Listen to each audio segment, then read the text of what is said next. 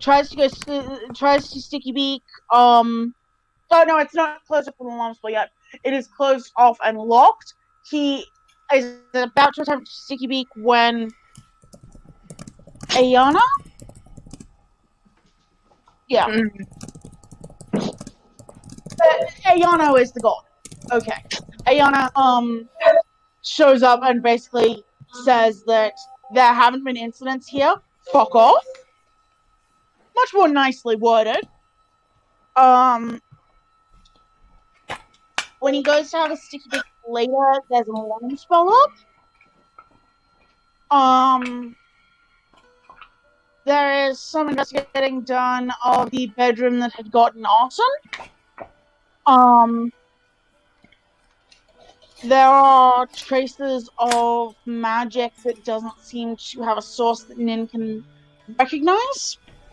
Um, Asta has a look and is able to find that it is concentrated into what looked like a pair of footprints. Um, has been very insistent that ghosts don't exist. Um, we so Exalia and Julius, I believe, um, get in, turn them invisible, and try and poke around the attic. Um, this does not necessarily work out well because the alarm spell is spread directly across the. They bring this up with the group, or at least with possibly the group minus Arian. I can't entirely remember. Asta says that he has a way to get rid of that, but he'll need to wait till morning. Um, he while we are also setting up for our nighttime vigils, he asks the Lord if any of the items that have gone missing are sort of very distinctive. Um, in that he's hoping to do some divination magic and find them. He said in the morning he'd possibly have something for us. We do our vigils. Nagi and Irene were on first watch, and they saw someone in a very fancy robe who introduced himself as Shinji Kinjiro. He was a bag of dicks. Um, they saw that in the library, and then Asta was on second watch. I can't remember who else with, but he caught the smell of smoke, which He was with I think Ixalia or not, right? Ixalia and Julius because we had wanted to be invisible. oh yeah, you guys wanted to break in to the yeah. So Asta was keeping watch over the library, over the possibly the library initially. I don't entirely remember locations. While the bullshit was afoot, he smelled smoke, followed it into the ballroom where it managed to give him the slip somehow. Um, and then we had reached dawn, and we all got woken up by some kind of a ruckus occurring in the workshop area. Mm-hmm. Yeah. I think Alex was trying to force the door open when we got there. Yes. And it was trashed, I think. Mm-hmm. So yeah, I think that's. No, there's also Nagi stealing fish, which is unimportant. But also, she talked to Lord Kinjiro about going to. She got hints about where her about what her mother was looking for, and oh yeah, then she got the names Walsh and Othaniel. Yeah, Othaniel. Othaniel, yes. All right. Ixalia, we're gonna jump back a little bit in time. Ooh. to your watch with Alex. To sort of give the lead up to what you would have experienced here. You and Alex would have situated yourselves in between the library and the Lord's study, however you wanted to set up that patrol, if it was one of you in one room or walking back and forth. It doesn't super matter. My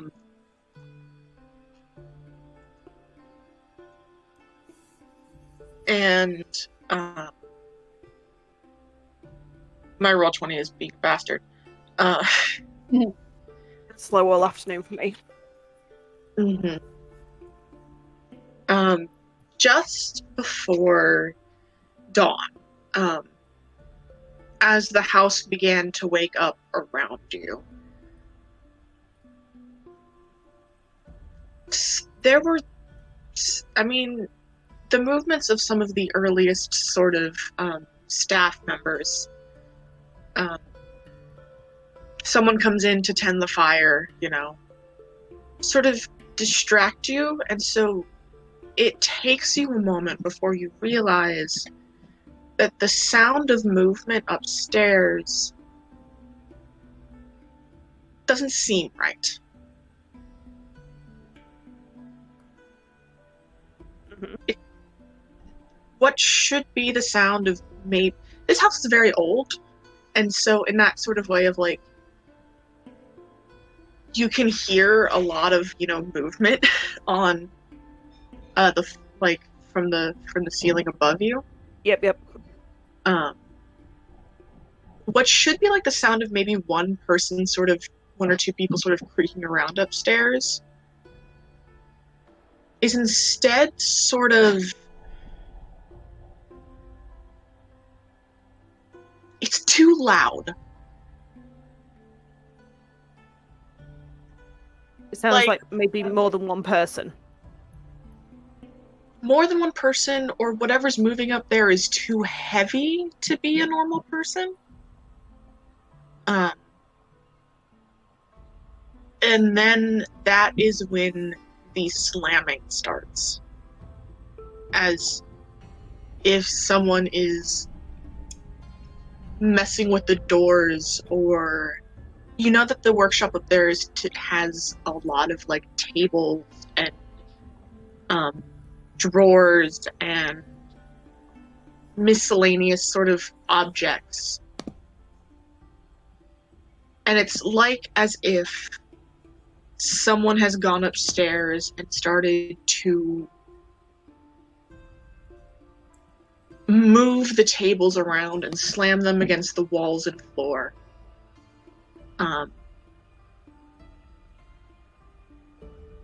And I think Alex kind of gives you a look. And starts to head upstairs. Do you follow? Yes, but keeping eyes open all the way up to see if there's kind of anyone hiding in corners, anyone looking out of place, anything looking out of place. Make me a perception check. God. So no, we don't see much of anything. No, you really don't see much of anything. The stairs that you're heading up are the stairs that are in the library that head up to the hallway on the third floor.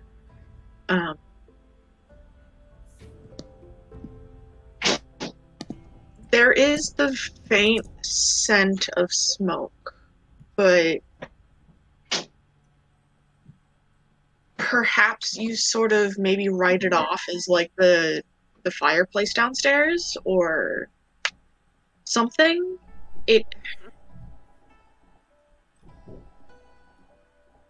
Halfway up the stairs, you hear something like bottles shattering. And when Alex goes to try the door, he finds he cannot open it.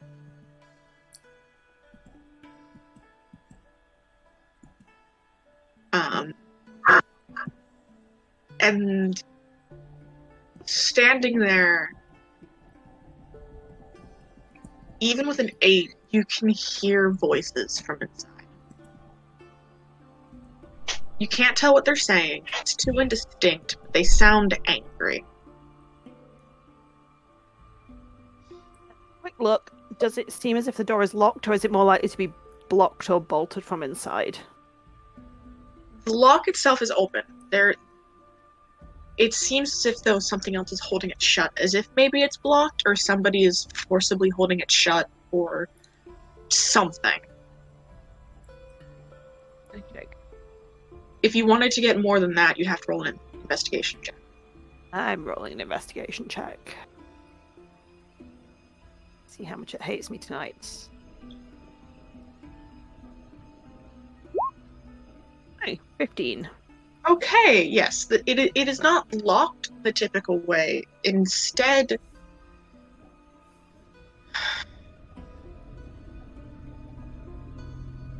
the doors here are made of bamboo slattings, which is typical.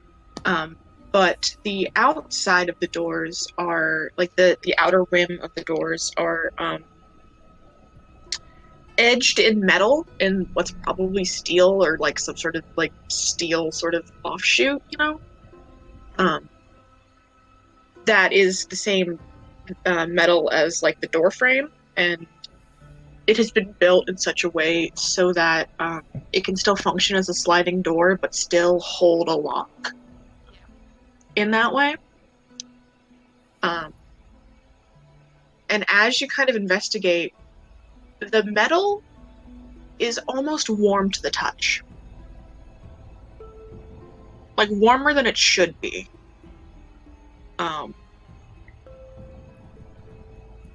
As if something... Does it look as if the heat has kind of made it expand and that's what's holding it closed? That's a decent guess. Like it. Okay. That's a good possibility for what's going on there. But if that's the case, or if it's not, Alex cannot get this door open. And it's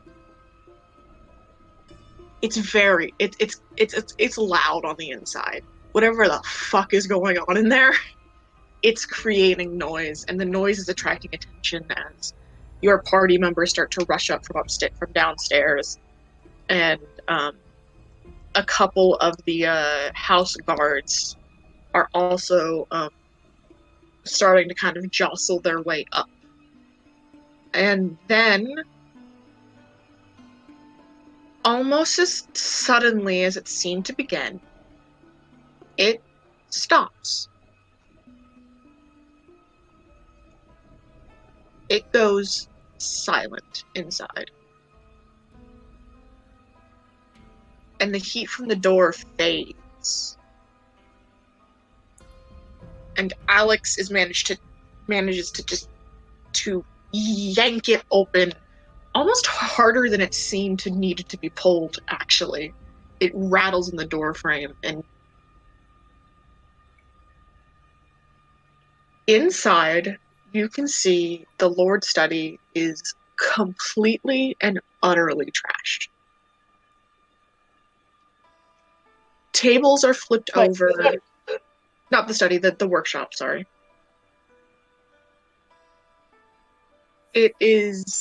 Tables are flipped over. Sheaths of paper have flown everywhere. Books and tools and what looks like maybe like canvas or painting parchment all over the floor. There's an inkwell that's been smashed against the floor in one place, and the ink is splattered up onto the wall. That's gonna take a fucking long time to clean off.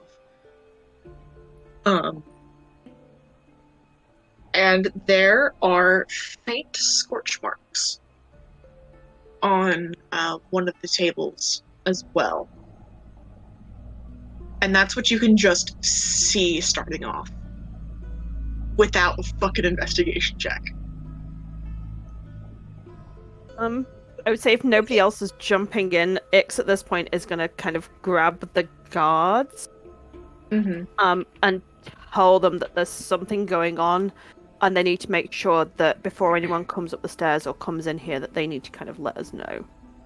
In a very kind of, I'm taking charge and I'm telling you what to do, and I'm going to be as authoritative as possible, in the hopes that it's that kind of attitude if you walk around with a high-vis vest and a clipboard and tell people and act like you know what you're, says someone who owns a high-vis vest and a clipboard, that wherever you know, act like you know what you're doing, people will do as you tell them to do. Make either a persuasion or intimidation check. Okay. 18. Yeah, you grab the nearest one next to you. He's half dressed in his uniform as if he's waking up and just getting on shift. And he kind of like he's dressed. He's just like his uniform isn't completely like perfectly in order yet, And he just kind of goes, yes, ma'am. Right away, ma'am. And he like grabs his buddy, and he sort of plants his buddy at the top of the stairs, and you can see and hear him kind of go down the stairs a couple of steps, and he starts to intercept other guards as they head upstairs and start to give them sort of the same kind of issuing statement. So there's a guard here at the top of the stairs. I don't have a token for him, unfortunately.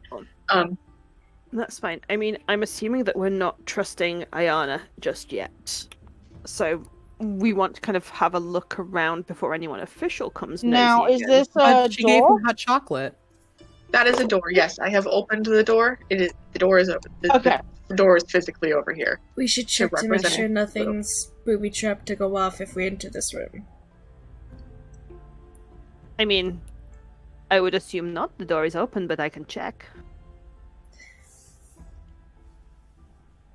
I will Roll. check. Just on Roll the, it. on the safe side. Roll an investigation check. Paranoid bitch. People will do the this. room and is set people devoid up. of people, right? There's nobody in the There room. is nobody in the room. Yeah. Okay, cool. Julius is just a Doesn't paranoid bitch, so. Normal. From what Asta can see, I think he's gonna try and flick a spooky. Okay, I'll get there in a second. What was that, dear? You can break it out a little bit. Yeah, See go. if he can catch anything. Flick a spooky vision, see if he can catch anything. Okay, roll me a perception check. Ixalia, there's no traps or anything in front of the door. The metal is on the inside of the door, and the door frame is starting to discolor a little bit in that way of like metal being burned. It goes into those bright colors. You know what I'm talking about?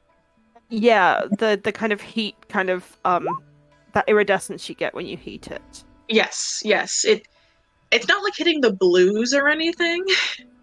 Can I just do a detect magic real quick on the room? Yes, you can.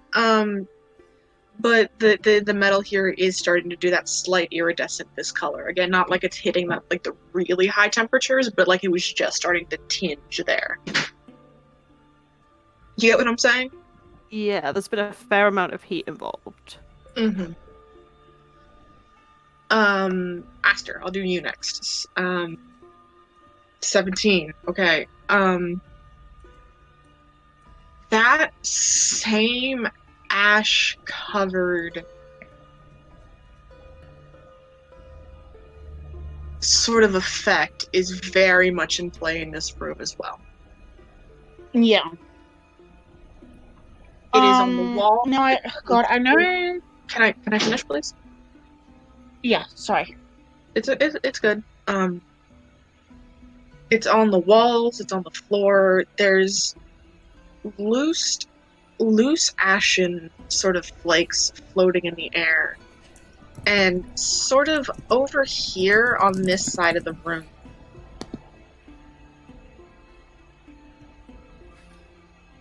the walls are not only ashen,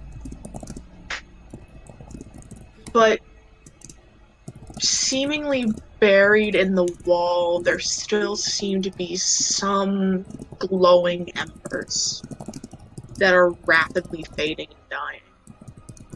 Yeah. Are you finished? There is... I'm trying to think about how to describe this. The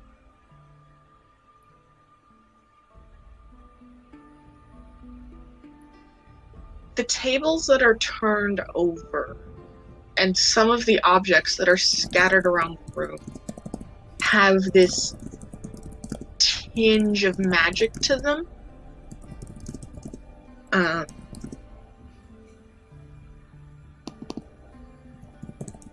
Okay.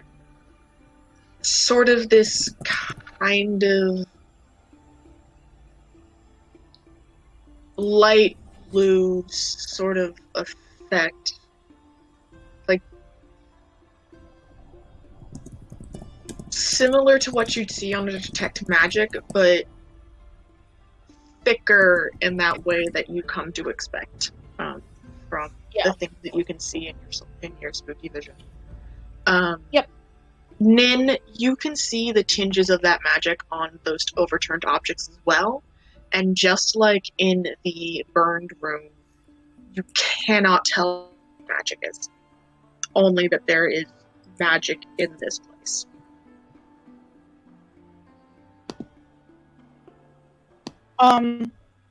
Exalia, may I pass? There's something I need to... I mean, yes, go for it. There's nothing physical that I can spot here. Julius would like to step into the room to check it out, if he Yeah. can. Asta's gonna try and collect some of the cinders that are here. Okay. You reach out with your hands to try to, like, safely scrape them out of the wall. But you just find yourself touching solid wall. You reach out as if you would be to, like, touch the cinders themselves. And it's warm, you can feel the warmth, but it's like they're not there. Yeah.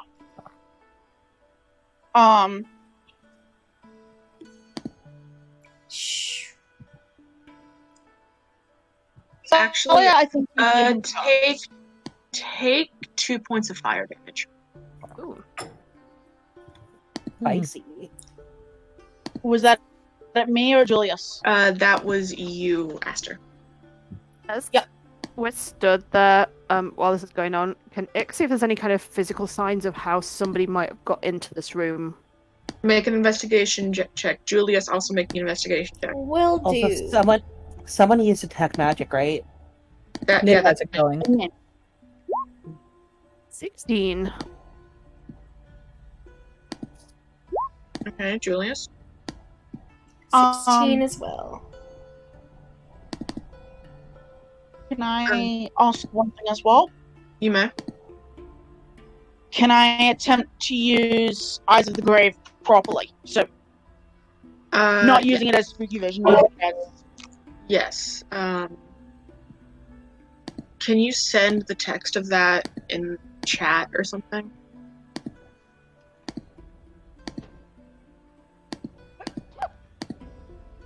That's you. Okay, Ixalia, you start to move about the room, focusing kind of on the outer walls and the door frame. Thank you, Master. Okay.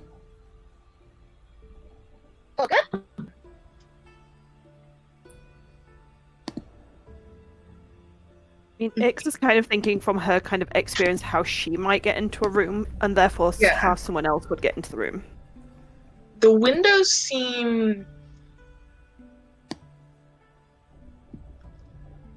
relatively undisturbed. They look as if they've been rattled recently, but not like they've been opened. And the door, as far as you can tell, beyond the heating and that slight iridescent burn, has not been tampered with. There are no trick entrances in the walls or the floor or the ceiling, at least as far as you can tell. And you would know that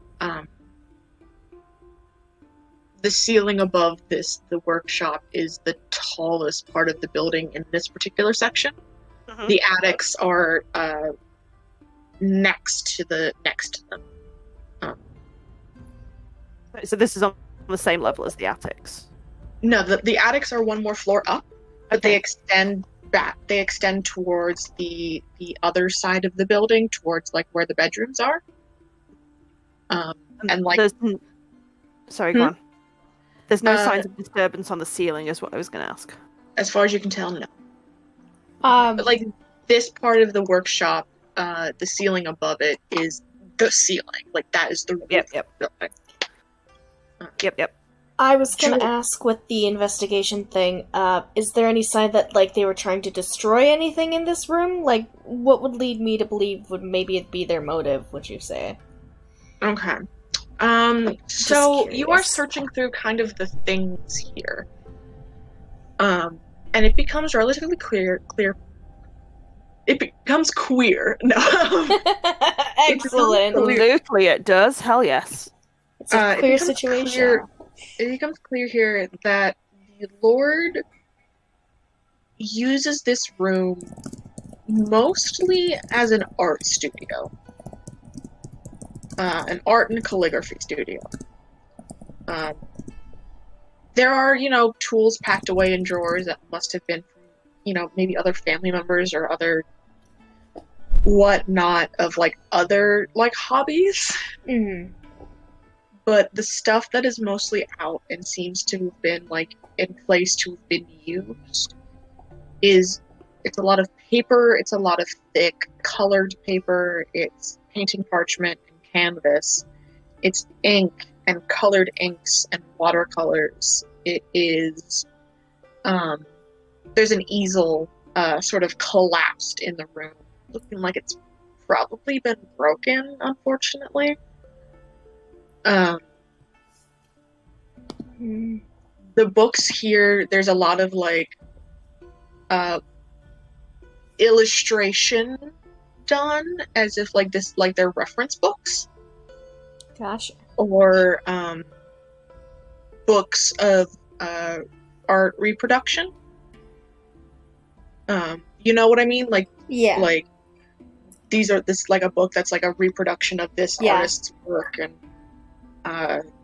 with commentary on it. A lot of reference material and stuff. Mm-hmm. There's one section that looks like it must have been a table used to mix paint colors. Mm. It has like a mortar and pestle for powdered paint, like grinding, and small little pots for mixing and such that have also sort of been spilled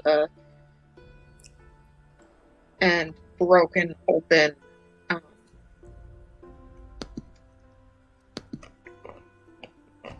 With a 16, you can't really be sure what was going on, but for some of these things, you don't understand why somebody coming in to, like, take shit would have broken these things the way that they had. Like, if you're here to, like, take these reference books or to take, like, the paintings or, like, the art supplies or something, why throw the easel halfway across the room? Why didn't they take all of the drawings that the Lord did or something? Why did they take all of it? And, like, why throw the easel across the room? Why break the ink pots against the floor? Why all of that? Somebody really doesn't like him. I have a feeling there might be somebody who doesn't approve of the Lord's hobby. I suspect there's somebody who doesn't approve of the Lord. Well, that too. But this is more than just stealing his shit. They want to destroy his property. Personal. On that note, what do you all see when you look at this wall? A wall, I think. Yeah, it's a wall. What Nagi said. There's Fantastic. Yeah, it looks a little smeared with something, maybe dirt or like powdered paint. Yeah, like just a dirty, dirty wall. I am determining how big this is because I do not like that. Julius is gonna. This map is definitely not to scale. Like, this room is not only 30 feet across. Yeah. Julius is gonna come up to where they are all, and he's gonna pull out his dagger and like try to scrape at the wall, I guess. See if anything comes off in his hands or something. Yeah. Aster, you get no pings. Yeah. Okay. That's about what I figured, but I wanted to. It's. Go for it. Sorry. What I am seeing is, besides the soot that is everywhere and has continued to be everywhere, that I told Nagi and Nin about, there are fading cinders seeming to be in the wall. They're pretty much gone now, Aster. And yeah. Julius, you reach out to kind of scrape some of this off of the wall, and it appears to be soot. Yeah, he just kind of like rubs it between his fingers a little bit. Well, this ain't astral soot. Oh, there is so much more of it then. And Aster's gonna start basically pointing out where it is strongest, much in the same way that with Nagi and Nin. I mean, we're all agreed that they used magic to get in here, right? Because there are no physical signs of someone being able to get in here any way that I would be able to get in here, and I can get most places, Was that door locked? Or just closed? It was like it was so hot, it was wedged into the frame. Alright. It was not locked physically, but it was stuck. Alright, well. Somebody's at least gotta be able to get into these rooms without a means that we normally would. So, obviously a magical entrance. Well, if there's embers and soot in the walls, maybe they can walk through the walls or something. True. I mean, that's an excellent point. Also a terrifying point. Nagi's gonna start looking around at the walls around her. Yeah. Is there anyone walking through the walls? No. Okay. Wall walker. Despite the current placement of Aster's token, no, she is not walking through the walls. Yeah. He has melded with the wall. No, he's not planning on taking meld with stone, thank you. Meld with wall. Julius Aster elbows you lightly. And we get the others to have a talk, so that we can have a talk without external. Yeah. Can X overhear this? I mean, you're standing right there. Exactly. Yeah. Yeah, but this is very deliberately keeping quiet so that non-pod don't. Passive perception is 16, so. Yeah, it's just being subtle, but I don't think it's being that subtle. It's just it is as much. He doesn't want to say it yelling about something. Clearly enough for this watchman to hear. Yeah, I mean, X was kind of planning to be kind of very noisy. If they'd overheard, be kind of very noisily. Well, I don't think there's anything else to hear here. Maybe we should, regroup somewhere else and discuss our options and tell Anaya what has Anaya or Ayana, I forget her name, Ayana, and tell her what has gone on so that she can, tell her people to do what they do and we can under their feet while we chat. They're just cats. They don't. As this is kind of going on, you can hear sort of from the bottom of the stairs just go, "I'm sorry. Hi, baby. This is my house, and I'd like to know what's up with my workshop." Just leave Is it that alone. Kanjiro's? Yes, you can hear Don't leave Waki that door from open or we'll Okay. probably midway up the stairs having an argument with somebody. We're in the middle of D&D. If Hank says that, she's going to shout out, "Oh, darling, I didn't mean to leave him out as well. No, no, no, no, no, no, no. He can come up totally." A couple of seconds later, still sort of apparently dressed in probably like his bedrobe, which is this sort of long, sort of flowing, soft, silken, sort of light, pale robe. Comes Waki Kanjiro. His hair is still a little bit of a mess, as if he'd gotten only part of the way through, combing it out in the morning.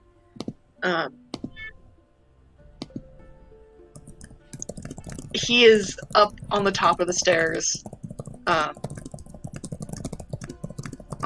Hold him out here.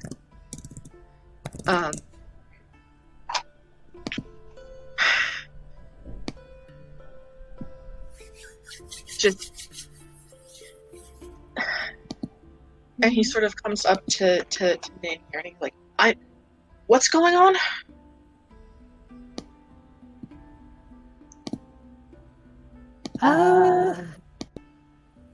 Not really sure. Well, you've there's- had another break-in. Well, yeah, that. I Yeah. guess Break that. in. But we're still figuring things out.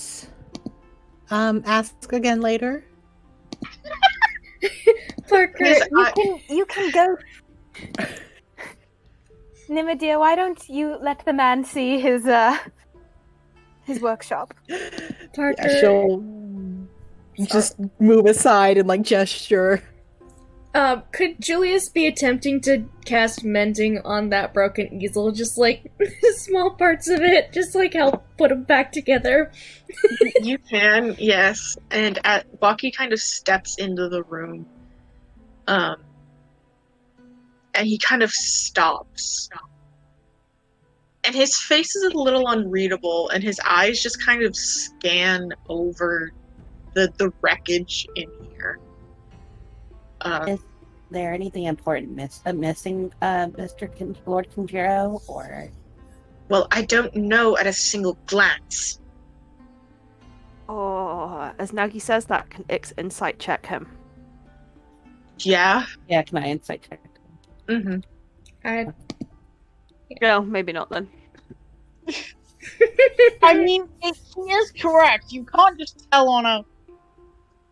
No, but I don't trust him. How the hell do you have a +10 to your insight? Holy shit. I took a fee. I shouldn't have. Oh, right. Sorry. Yes. No. I was like, I don't. I have +3. Sorry. Ixalia, he's a little bit hard to read. Nagi. I mean, no, he can't tell from a glance, and he seemed fucking pissed. Mm-hmm. Yeah. He seems very upset. He seems very just. He's not mad at all of you. Just mad at the situation. Yes, he's just very upset at the situation, and he is I think. doing his goddamn best to not let that show. Yeah. I think we should step out and let the Lords sort through this. It's best if we're not underfoot. An excellent point. Mm-hmm. Julius is at least trying to fix the stupid Yeah. Asta's also gonna, because there's not much he can do for much of the rest of it, but at least that's... Yeah, between the two of you and mending, you guys get that pretty much set in the next couple of seconds.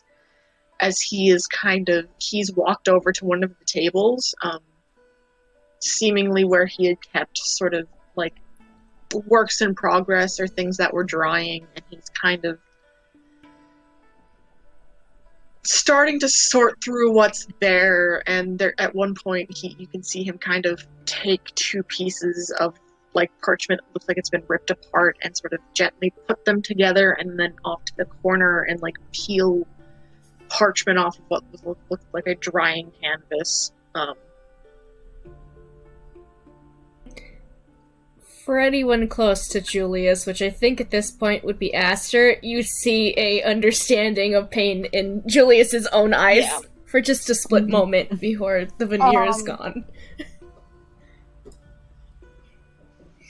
Asta's gonna slip out and he's gonna try and find Ayana. Ayana is also very much at the bottom of the stairs, having an argument with one of the watch people. She's trying to get in too. Yes. What was her last name again? I got Goldwater? Goldwater, yes. Madam Nice. Goldwater, can I talk to you for a moment? She looks at you, and there's anger in her eyes, but like seemingly more towards this watchman rather than you. Sorry, Exalia told him to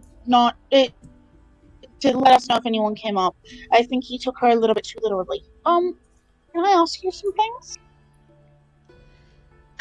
Yes, make it quick.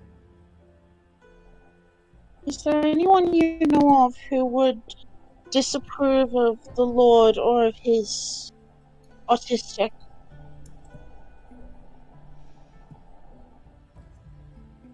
Her lips kind of purse a little bit, and you can see her glance towards the watchman next to her. We can step aside and have this conversation. Why don't you come upstairs and join us?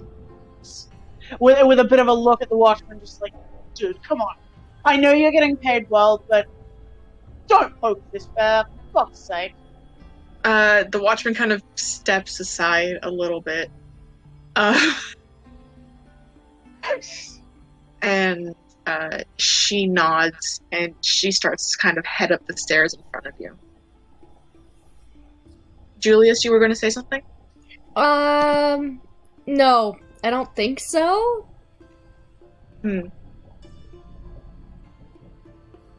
He's just keeping watch for anything suspicious, I guess.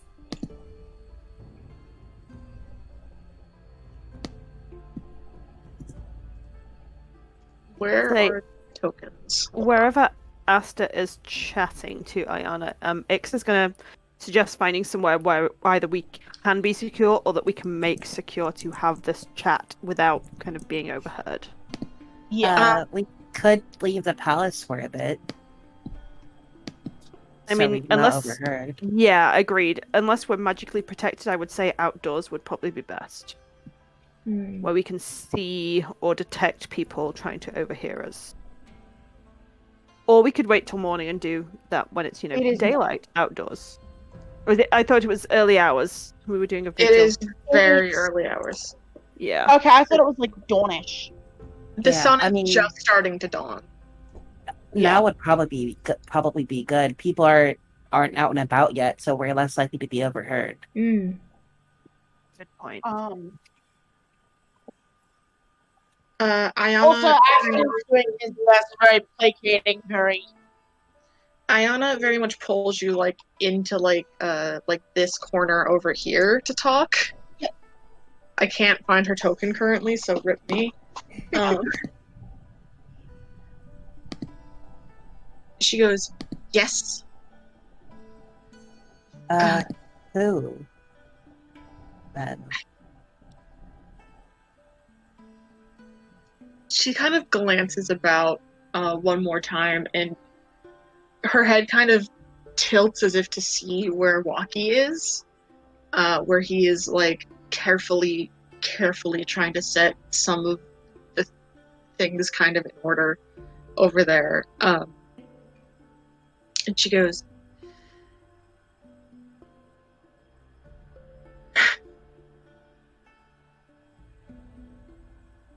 she looks as if she's trying to choose her words fairly carefully, but she also looks like she's pissed. Yeah. And she goes, well,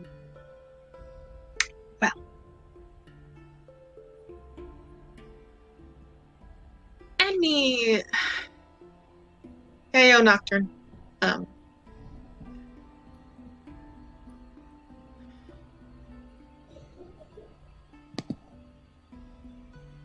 What the Lord chooses to do in his free time shouldn't be anyone's business. However, there are certain individuals in this house that believe it is their job to attempt to police the nobility of their newly gotten territories. Certain people who think that the Lord is perhaps not as traditional as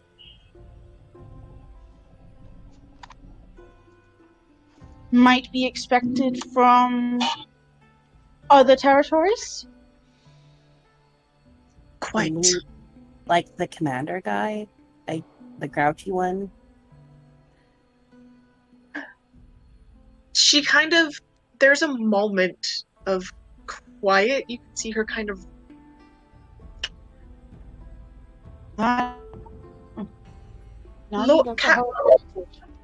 Captain Toko is a loyal member of City Guard as employed by headquarters in Horatory.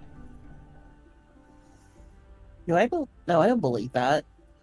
She's choosing her words carefully. Yeah. Yeah, she's trying extremely hard to not say anything he that could strides in here and acts like he knows what the fuck is up when we have been here longer than she, or at least that's the vibe I'm getting. You think maybe he's behind all of, and then she just kind of gestured us. That statement would be nigh treasonous. Oh, that's true. She kind of shrugs. Pulling aside from that for a moment, have there been, and this is me needing to Joe for a second, would Aston know of some of the I'm trying to figure out how to word this. Would Aston know of kind of warning signs that you might be having a yokai or something similar?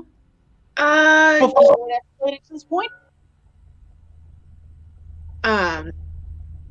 Make either a history or arcana check.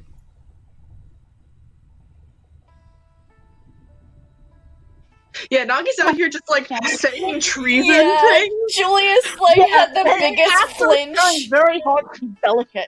Astra is trying very hard to be delicate here, and Nagi's just like, I'm just gonna open my mouth and bite. Yeah. Open mouth, let words come out. No filter. Yeah. So you said history or arcana? Yes. Well, they're the same, so I guess I'm just gonna try my luck. What are you rolling for? Some lore. Ah, gotcha. 18. Okay, so yokai are, to give a little bit of real world background, yokai is sort of the overarching word for a class of demonic spirit in Shinto belief. Yeah. The word yokai is applied to a lot of different type of spirits and monsters and ghosts. I think Asta would specifically be trying to pull from fire, related yokai. So, warning signs that you can possibly get for those. Yeah, but I'm just saying, like, It is an incredibly broad term. Do I know about yokai is like asking, like, an American person, like, do you know what demons are? Like, it's trying to narrow it down mm-hmm. to something that sort of makes sense with what we're seeing. Yeah. This is either something fire-based or something more sort of unfortunately escalating. I don't want to call it mischief because that's a bit too light of a. Mm-hmm.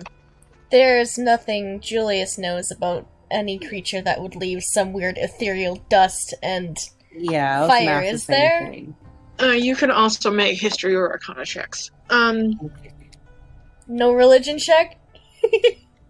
I can let you argue religion, but you're gonna get a lot of different information. Okay. I'm guessing there isn't anything from my neck of the woods that this sounds... I'm gonna do religion, we'll have to see. You can also do history or an arcana check. Okay.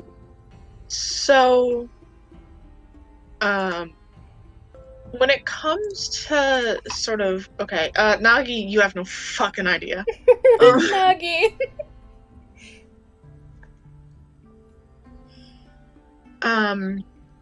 Nice, Nin. And then I'll also do you for a second, because otherwise I'm about to go on like a 5-minute thing about yokai.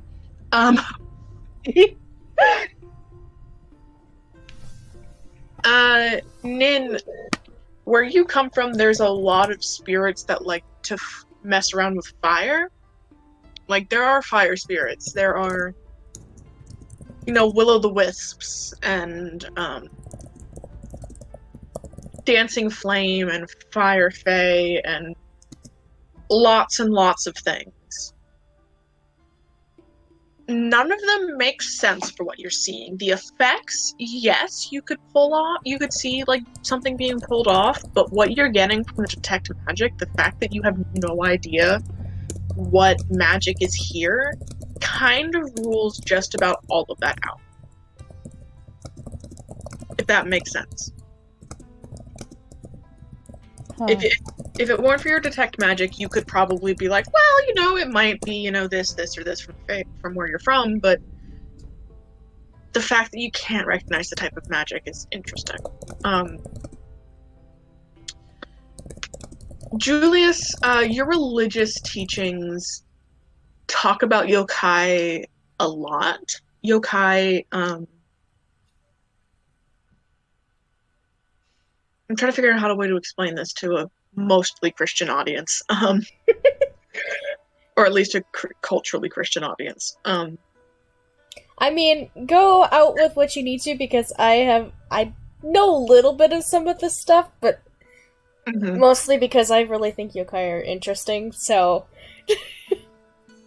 Yokai, when I say they're like a class of demons, I'm not talking about like, like Christian demons are like belong to hell and Satan, and they're mean more like the Greek daemons, right? Where they're neutral and where they're neutral to evil, kind of depending on the individual yokai. Yeah. There are some that are very much like, I am here to fuck your day up on purpose. And others are like benevolent, sort of like, as long as you don't mess with them in this certain way, you're fine. Yes, that's what it means. Demon is just often the best English translation for the word. Because our vocabulary for those suck. They also sometimes get called ogres too, but those are like the bigger, like more physical yokai. Yeah, like Oni or something like that. Oni and ogres are a very particular subclass of yokai. Yeah. I always kind of imagine them more like physical spirits in the sense that.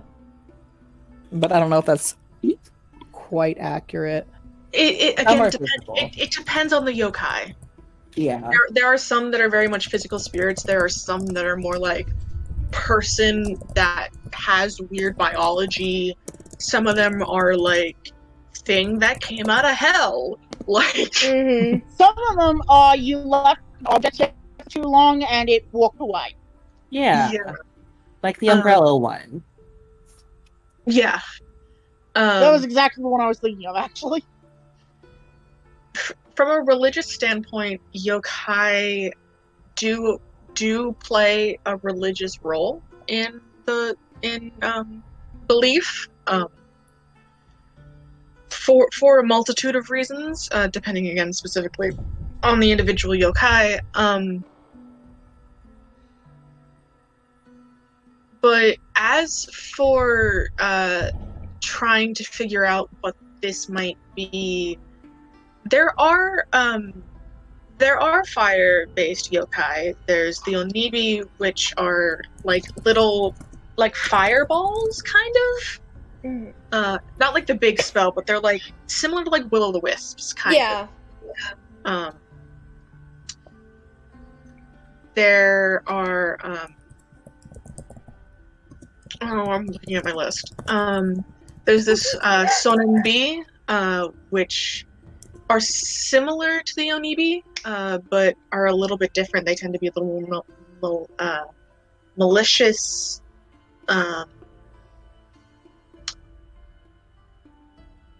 Sometimes magical foxes called Kitsuno can give off fire, particularly more malevolent Kitsuna. And that fire is referred to Kitsunebi, but that doesn't seem right either. Are there any that I can think of that would serve a physical host, like could be called upon to do bidding for someone? Or anything that would want to serve somebody for a price or something?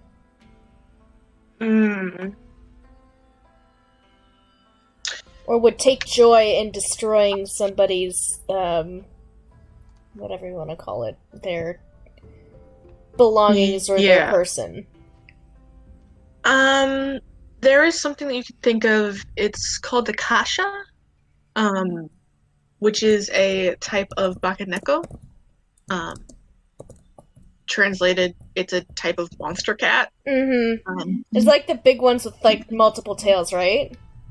I think. There are different types of bakaneko. Oh, okay. The kasha themselves are they're just these huge fucking bipedal cats that are like either human-sized or bigger, that have some control over either fire or lightning, kind of depending on the region they're from. They tend to be employed by more powerful yokai or more powerful demon to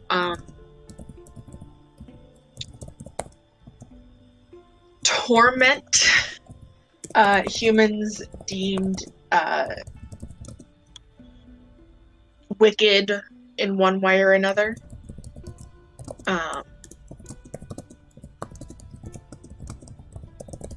Although usually kasha tend to target people more either closer to death or already dead. They have a habit of stealing corpses from coffins. Lovely!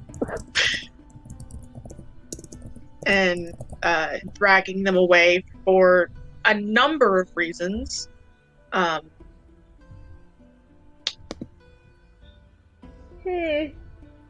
Doesn't make Julius feel any better. If one is targeting Waki Kenjiro, then something has either marked Waki Kenjiro for death or believes he'll die soon. God, that's not good.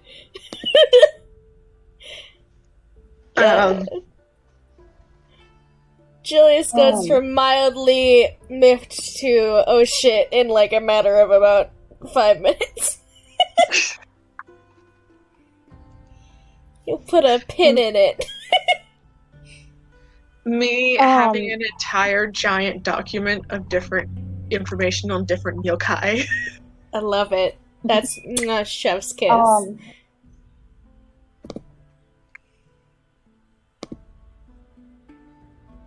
That would probably be what comes to your brain first in terms of malevolent fire yokai. Alright. He'll put a pin in that to talk to the group when we are safe from this damn hell place. Yeah. After the idea of the Kashaba also appears to you, like into your brain. Yeah. But your problem with the idea of the Kashaba, and perhaps this might also occur to you, Julius, as well, but I don't know how much stock you've taken in, is that most of the time it does have a very distinct physical form. It can morph into a very small sort of house cat to get in and out of places. So maybe that's how it's doing it, but it can't walk through walls or anything. Ah, gotcha. Yeah. So it's never been told to be ethereal at any point? Not as far as you know. Alright. You would only know Kashaba, though, more on terms of, Kashaba are a big danger in terms of their corpse-stealing habits. Yeah, that I can see why Asta would think that's kind of a problem.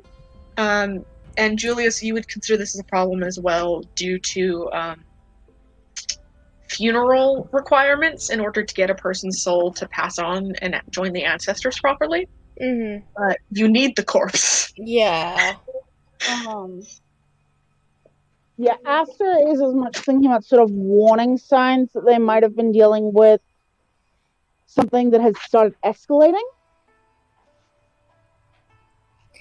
I mean, you can't really think of anything off the top of your head that would specifically follow that kind of pattern. A Kashaba could, start. But it doesn't make sense. It depends on the Kashaba, honestly, and their personality. It's not like a type-wide thing. Yeah, and I'm so sorry if I'm pronouncing Kashaba incorrectly. I think Ash is just going to continue with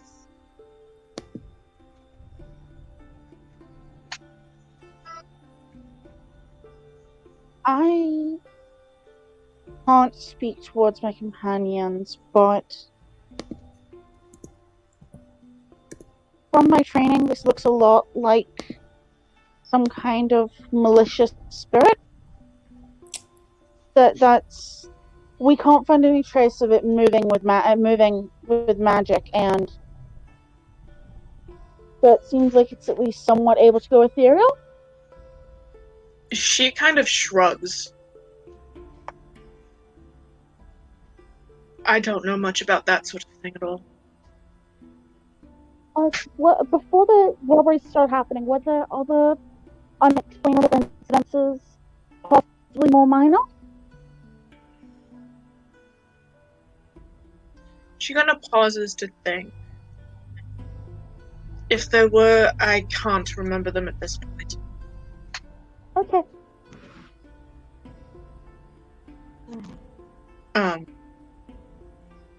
She kind of... Anything else? Julius isn't gonna react to her, but he's going to poke his head into, or I guess step back into the room we were in before with the Lord. Mm-hmm. Because he wants to just kind of... He'll take a moment to, see what the Lord is doing to make sure he's not, interrupting him.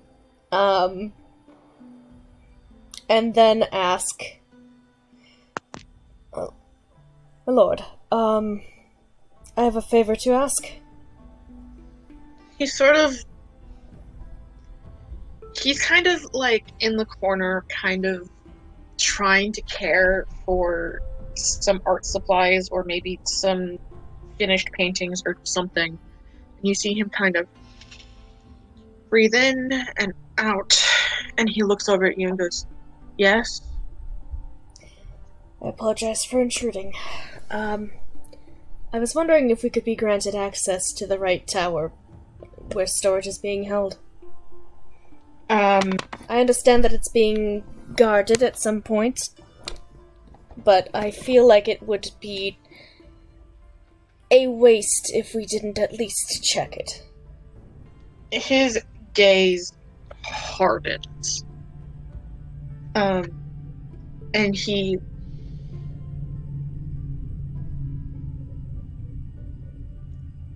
If someone was using that tower as entrance or exit point, we would know by now. It is off limits for safety. Can Julius read what is... that seems suspicious. Okay, make an insight check. His insight's not that good. Yeah. Well, I need to roll a check for walking anyway.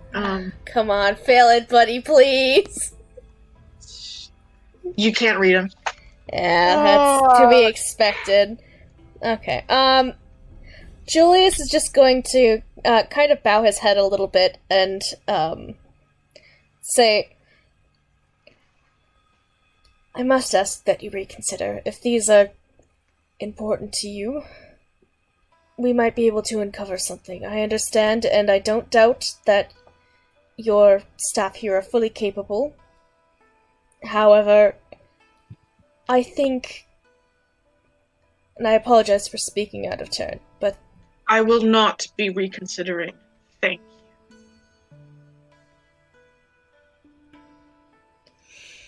Please leave me be. he will just let out a small breath and just nod and bow a little bit in respect and leave the room. His tail does twitch a little bit as he leaves. Does that, like... Locky just turns back to what he's doing. Yeah. With another little huff. Yeah, his tail does that, like, that overstimulated twitch that a cat's does. But other than that, he's trying to remain calm, as he respectfully leaves the room. Yeah. He'll talk with the rest of them later. Yeah, he is going to tell Ayana that no, there's nothing else at the moment. One of us will seek you out of something else. She nods and then pushes past you and into the study. Yeah. Not the study, the workshop.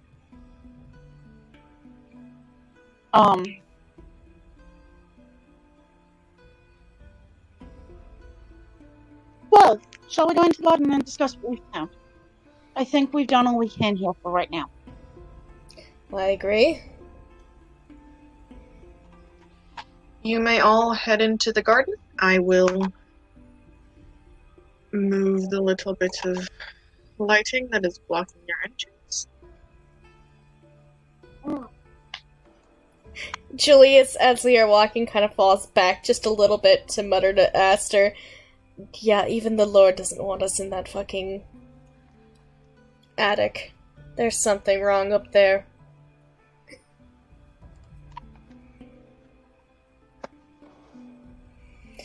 I can play the bad guy if we want. We'll discuss that once we're... I will give you, Julius, that you notice that his demeanor seems to have shifted a little bit. A bit more upright, a bit more straight in shoulders, and you sort of noticed his voice slipping a little. Yeah.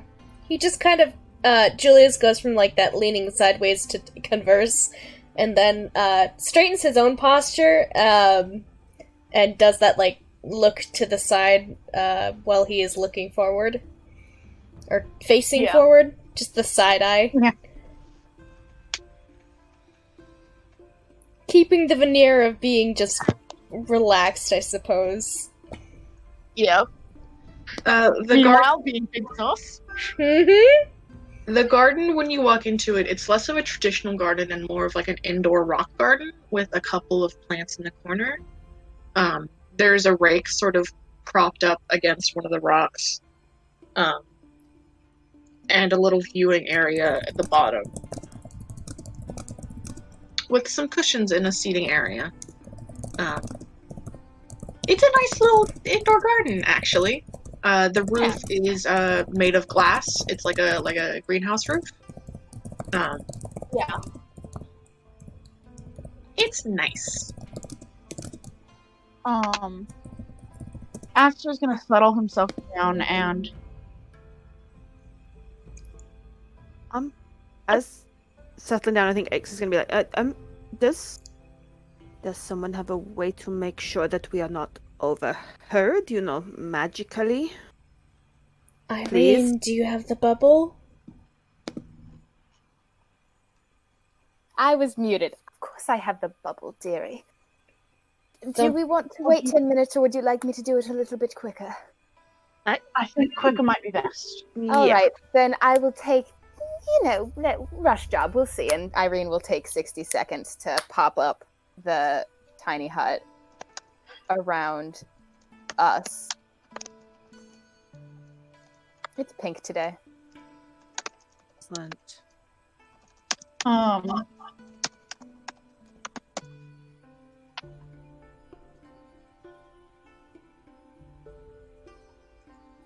eventful morning. It was. I mean, that's certainly one word for it. Well, first off, I think it might be worth asking about what we found last night. As a place to start, and then we can discuss. He kind of flicks his glance at Nagi. What I think might be going on.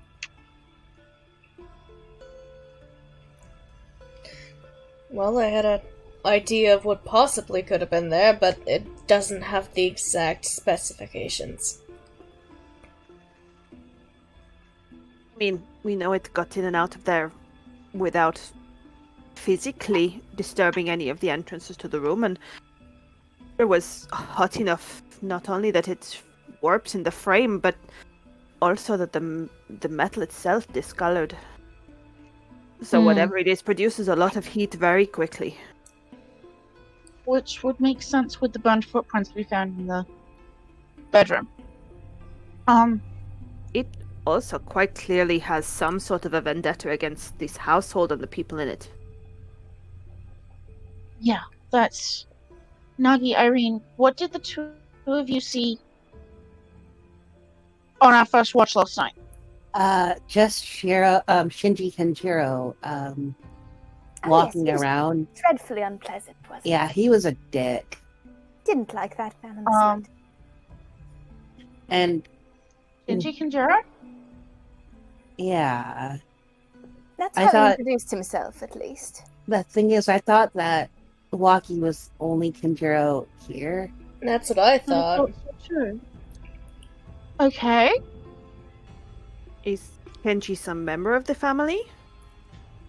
Do we know the name of the father? I don't remember.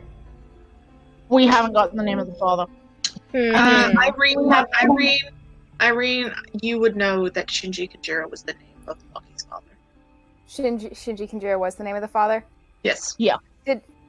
I'm sorry, I wasn't here and I didn't get to that part in the session. What did the guy look old enough to be the father? Yes. Okay, he was the right age. Yes. It's the same father who's supposedly in some sort of place being treated medically. I thought he was dead. Yes, I suppose that would be the same father, wouldn't it? There was some sort of medical treatment mentioned last session. I mean, don't you usually become lords? The staff believe he's dead. That was established with... He's dead. Well, I had heard the gentleman rumors. we spoke with didn't seem dead, although I'm sure that's not entirely, discounting that possibility. It's not always an indicator. Yes, well...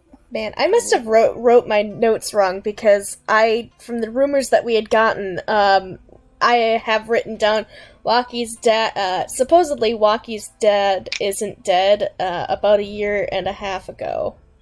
He died, is what... Okay, so some of the staff believe that he is. Other staff members believe that he has simply retired and is living in a different family property. Okay. Ixalia found a letter. Ixalia had found not a letter, a bit of Walkie's personal diary that at one point mentioned trying some sort of different treatment for some issue Walkie's father is having. So that leans towards him being alive, maybe, unless Walkie is lying so far that he's writing about it in his journal or something. Okay. Which doesn't sound right. Well, Irene, you know that originally Walkie did indeed take power when his father retired. So I have a thought. What if Shinji Kenjiro is what they're trying to hide up in that room you keep trying to break into? Because that would be a secret worth trying to hide, right? Especially if they're trying some experimental treatment on him. Maybe it's going wrong. Ooh, yes. Oh, I mean, it could be that. Well, I mean, regardless of whether or not he's actually either dead at a different property or in another room, up in the attic, apparently, he wasn't supposed to be walking around. No. That much is very clear, and so that is... There's also an alarm spell around that door, and I would assume that somebody coming from inside the room and leaving it would trigger it just as surely as someone trying to get into the room. Particularly if, well, if he's there for treatment of some kind, it would be key to let them know if he was going out as well. It would be. It's a very specific spell. Yeah, but what if? I mean, they could just let him walk around when people are, not awake. I mean, they know we're here, though. It seems odd they would let him out. I don't know. Just of the things that we know that were stolen, mentioned in the diary. I mean, it was things like a copy of the family tree, documents about birth and death, and history books about the family. It all feels specifically personal to his family, and maybe something to the line of succession. Maybe. I did have a thought about him possibly being able to get out of the thing as he pleases. If people are able to bamf in with magic, maybe he knows how to do that. And the reason they have the door, alarmed as it is to make sure nobody sees whoever is in there, not just to keep them in. I mean, we all agree these people are suspicious as fuck, yes? Oh, yes. Uh-huh. Well, that's you okay, don't then. act Carry like on. that if you have something to hide, especially if it's just unsafe. I mean, who cares about adventurers going into unsafe places? No fucker else seems to, so why should they? Yeah, Aster, you were trying to say something? I'm sorry. It's alright. While I was on watch, while you two were trying to possibly break in, find out what was in the attic, I found that same smoke smell, and I ended up following it into the ballroom, and then it disappeared.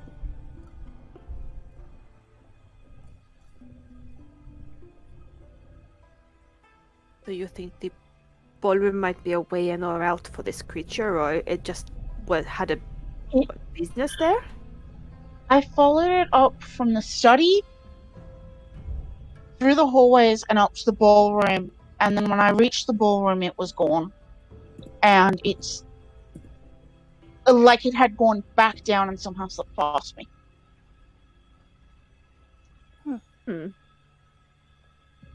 He takes a deep breath and rubs at the bridge of his nose, and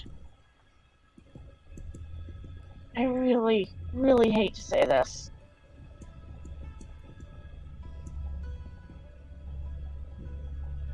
It seems like there's a fire ghost. Fire ghost?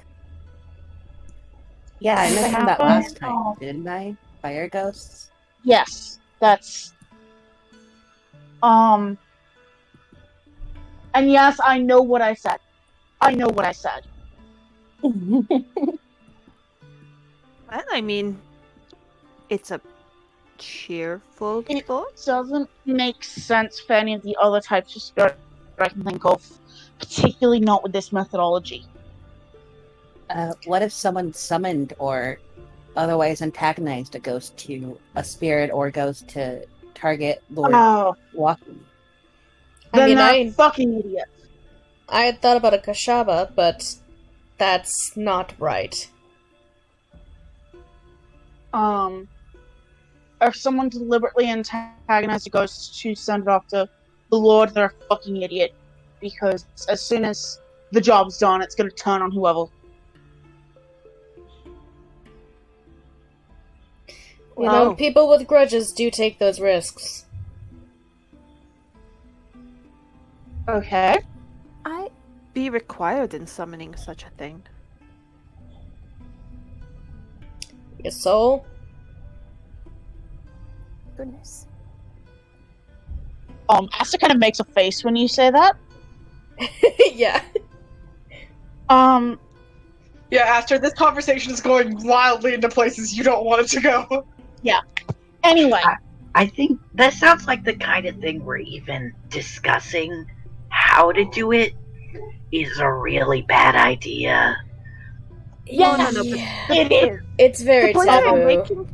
The point I'm making is it's not something that some random person or a child off the street could do. It's someone with a specific level of knowledge, is what I'm saying. Yes. A specific level of knowledge and a grudge deep enough to be willing to do this. I mean, Sounds like the sort of thing where if you get wrong, it has permanent consequences. I might be able to trap a ghost if we can find it. There's a couple of problems. We'd need to keep it in about the same place for about a minute for me to be able to trap it. Without it being aware that I was trying to trap it.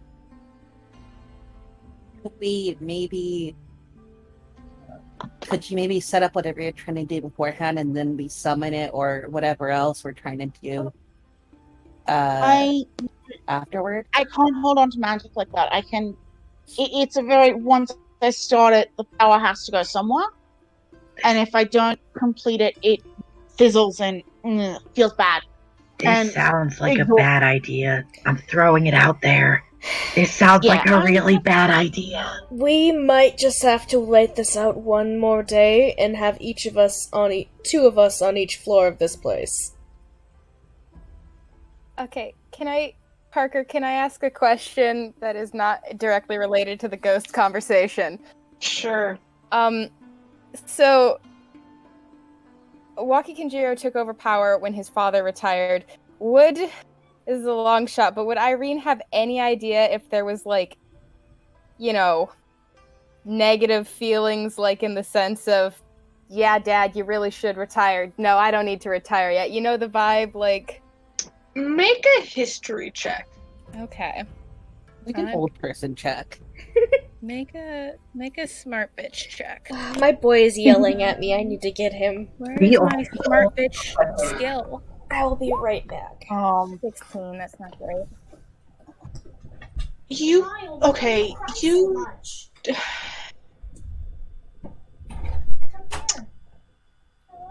don't know enough. Yeah. You're not from this region. You're not from this prefecture at all, or this province.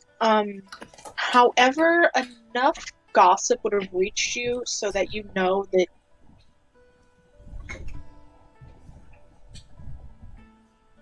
it's Shinji Kenjiro retiring seemed to be something of a plan, but people weren't expecting it this early. Okay. Alright, my working theory is that the fucker has dementia. Right? Yeah. But... Okay. What? There's no spell called Cure Greater to Dementia? Right. Greater Restoration. Alright. Okay, but that would be kind of fucked up. Hey. Yeah. Yes. Oh my god, that's a cat. There's a cat. There's a cat right there. Nancy boy. Yeah. Okay. Okay, I think alright. Irene's gonna maybe kind of cut into this ghost discussion just to say, alright, not to, derail too much from our idea about trapping a ghost and luring a ghost and summoning a ghost and do all sorts of things to ghosts, which I will, repeat, I suppose, that they don't exist, apparently. What we're working on here is a theory. And we have a tangible thing that we noticed, which was the man's father who should not be walking around, which whether or not it's him or somebody in disguise as him, it's very easy to disguise one's face. It could have been anyone. I mean, it could have been, well, it probably couldn't have been, a short individual like Miss Goldwater, but it could have been any of the staff or guards or anyone just with a disguise spell on. But how do they benefit from that? Well, first of all, they can walk around looking like, insulting people just because they care to, but the point is not who it is or what it is with the face on. There is something who wore a face and gave a name. Whether or not that was him, that's a tangible thing, a tangible lead that we have. And the other theory that we have is fire spirit that has maybe been summoned by someone with a grudge, and they might be the same thing. It might be connected entirely. But, I just think priorities, There's got to be some way to... We maybe should talk to someone about, hello, yes, Shinji Kinjiro was just walking around, just, episode. I mean, I have a bit of good faith with Lord Waki Kinjiro. I can maybe try asking him. And yeah, I think that might be worth me and Nagi asking him. I mean, I don't know anything about these people or their family or their history or the city or really much about this country at all. But did Shinji have any magical abilities? Or Bash is very much going to look at Irene. Yeah, that's a good idea. Irene probably doesn't know, but... I mean, you can roll a check. Another check. Juicy. I'm assuming it's another history check. Yes. All right, let me slap another history check on 18. Slightly better, but not much. As far as you're aware, no. Mm-hmm.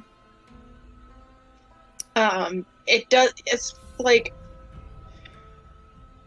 there are some noble and aristocratic families in Southern Java that have magic in their bloodline, or tend to lean towards magical arts. As far as you're aware, the Kinjiro family is not.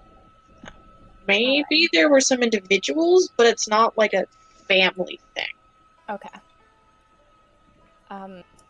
In that case, Irene will say, well, keeping in mind that I do not live here, I'm not intimately familiar with, the gossip. No, not as far as I'm aware that I've heard or anybody's said. Certainly not any sort of bloodline-related magic. Okay. But it doesn't rule out the possibility, but it also doesn't confirm it in any way. My next question, can anybody remember if on the outside of the house there were windows that would have led to that room in the attic? Would you remember that? Yeah. Yes, there are. Okay. Climb the walls, enter the windows, profit? It's not necessarily what I had in mind, but you're welcome to try that if you like to. I mean, alarm makes a circle, right? Why wouldn't they have it all the way around the room so it would still be set off by the windows? It's not, I mean, it's a possibility. Can brute force it. As far as I'll move a little bit prayer, but I can brute force break it. As far as we That saw, sounds like it was a bad idea. As far as we saw when we went up to discover this alarm, it was only the front part of the door. Oh, so it's a different type of spell. I mean, you can place it over windows and doors and things, but it's why would you do it over the windows if you don't expect say? If you don't want him getting out. Well, Esther, did you say you could break it? Would they notice if you did that? I'm assuming they would. Depends on the caster. As far as I Okay. know, if it was cast from an item, no, but the caster might realize that the spell was severed. Potentially too risky. Never mind. Julius kind of like clasps his hands together. Could you do a detect magic around what's her name? Goldwater. If she has a magical item that can cast that spell, we'll know that she's only able to do it with the item, and maybe won't be tied to whatever it is that she's able to do, because she is able to sense whenever that alarm goes off. I mean, yeah, that should be easy enough. I also, there is something else I need to do. So I spoke to the Lord about possibly getting information as detailed as possible on some of the things that are missing. There's a divination trick that I can do that helps me find items. And I was hoping that maybe some of the stolen items are close enough to perhaps still in the house somewhere or stored on the grounds. I don't know. I mean, that's kind of possible. I think that's possible because, like, if someone's targeting Lord Kintiro, and if they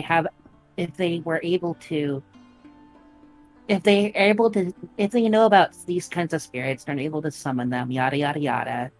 If that's what's happening, then they probably have had, the time and the education to learn that kind of thing. So I'm thinking maybe it's probably almost definitely an inside thing. Yeah. But that's just my thought. So, which means I need to talk to the Lord anyway about possibly getting details on. I think he said he was going to look through his wardrobe for some of the stolen clothes. Some of the stolen clothing. So maybe it might be worth asking. Worth bringing up. We saw someone who introduced himself as Shinji.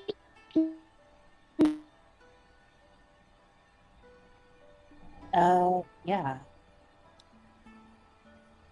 Also, I couldn't help overhearing a little bit of your conversation with Ayana. Was she maybe hinting but trying not to hint that Toko involved in some... She thinks that Toko definitely... If we can't prove otherwise, I might blame Toko for at least ordering the... So maybe that's another angle to look into, to ask the other guards if there's any information. If not, flat out ask Toko what the fuck is going on. We did talk about yesterday, me going to talk to him, didn't we? Oh, you poor thing. Yeah, I'm not going to join you on that one. I know. He kind of gives you a look, Nagi, and she shrugs. Okay, while you're doing the whole... Perhaps that's something one of us could do. Toko, that is. Not it. I mean, I don't really want to be it, but to be honest, I could just look like Julius here and pretend. Good God. I could just look like you and we can just swap places. Swap lives. What benefit would that possibly give you? That sounds like a bad idea, but it also sounds hilarious. Goodness gracious, yes. I mean, I can play bastard too. This is a role I'm very familiar with. Okay, no matter who's having a conversation with whom, I would like to be in on one of them, because I'm not sure I trust the pair of you. That sounds like a better idea than ghost trapping. I mean... Is that a sport? Just saying it as a possibility. Ghost trapping sounds like a sport. Maybe a hobby. Ghost trapping sounds like literally the worst thing we could do in this situation, apart from break into the room. I agree with Alex. Although I'm all for breaking into the room, for the record. Alright, No, so I'm not. I'm not. I'm anti-room. can I elaborate on a something idea that I had about the room? If there's a window that I could in any way possibly look into in the room somehow, not sure quite how we'd manage it, but I could just send Snowball into the room, and if she triggers Wait. the alarm, I can vanish there immediately. Wait. How high is the attic? The attic's like very high, right? Yes. Yes. Oh, never mind. Yeah. Alex, hold on. I had the stupidest idea. Oh, What Lord. What if I'm not saying this in character because this is not something Alex would suggest. Out of character. What if we stood on each other's shoulders and lifted up? We could make ladder. No. Lancy's doing the blanket thing. Not- Yeah. That's not a real suggestion. That's not a real God, suggestion. that's the But I funniest am fucking thinking of thing it, you and could it have is said, very though. funny. No. Literally, Alex, 7'10", if you strong enough to lift Aster up above his head, Aster then strong enough to lift Granny up. Why? God. It would be funny. It Oh my would. God. God damn it. Guys. I rescind my Unfortunately, suggestion. Unfortunately, the attic is 4 stories up. Yeah, Yeah. no, I had forgotten that. Okay, we need one more party member. No, that would get We you, need like, a 10-foot tall maybe party member. 3 stories up at Party max. members. 4 party members. Wait, no, 5 party. The whole party, the party entire members. one. All the party members plus a ladder. Yeah, God, a that would be footstool. so. That's not a real suggestion, but that would be so funny. Okay, sorry. Back to the real conversation. Familiar. Okay. It doesn't say any unoccupied space you can see. It says any unoccupied space within 30 feet of you. So you could just literally dump Snowball on the opposite side of the door if you went to the top of the stairs. I could. And it's not casting a spell, so if Granny was invisible... I was just gonna say, the other option is that Granny goes invisible and Ix goes invisible, or somebody else with a decent kind of... And then just literally Ix nips in, picks the lock, runs back and hides at the top of the stairs. Granny poofs Snowball into there, and then we just wait until Anaya's been and gone. I mean, Mm-hmm. yeah. And then you can just poof Snowball out without messing with Yeah. anything else. Yes, as soon as... So, for example, as soon as the door opens, Snowball can just go poof, and then she's gone. And there's nothing to see there. There's no, Or we get into the habit of, every however often someone can make me invisible, I just go up there and trigger the alarm and then run away. What benefit does that bring, though? That seems unnecessarily cruel. I would say They're lying through their fucking teeth. Screw them.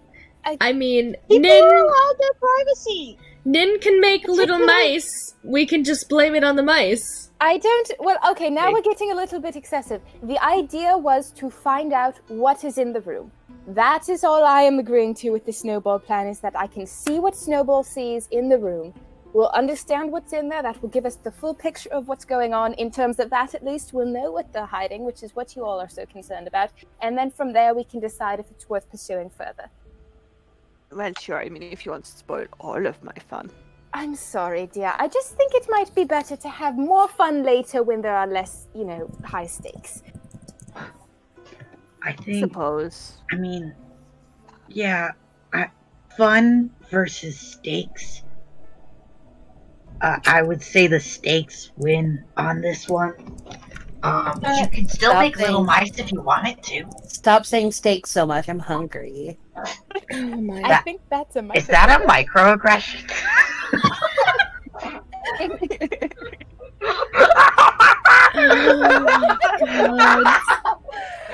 Why? Why is that account? Julius looks a little bit horrified. He's like, "Are you cannibals?" Sorry. Perhaps do that while I go talk to Well, myself and Nagi go talk to the Lord? I mean, yes. We're going to do it right now. Maybe not right now. We should give it a bit of time, wander around, act casual. I want to give some time to organize what he can in the workshop and self-soothe some. Just make it obvious we aren't going to investigate the attic. Yeah. I would just not mention the attic unless it gets brought up. Don't mention the attic. Don't mention, anything that doesn't need to be mentioned, I would say. Exactly. We can also possibly talk to some of the staff and ask about what... And also kind of pauses. I don't know what the term for a lord who is out of power is. What? I mean, I think that dethroned. Well, they're not dethroned. Aren't they still, like, technically speaking? Kenjiro, formerly known as Lord Kenjiro? I mean, wouldn't you just call him Lord Kenjiro out of respect anyway? Just specify Lord Kenjiro Senior. When you talk about historical figures, you address them as Lord when you're speaking like, oh, Lord so-and-so. Kenjiro rather than Lord Wacky Kenjiro, yes. Yes, so I think you still address him as Lord. It might be worth asking the staff to see if anyone has particular memories of. Could ask if he's always been so terribly unpleasant. Yeah.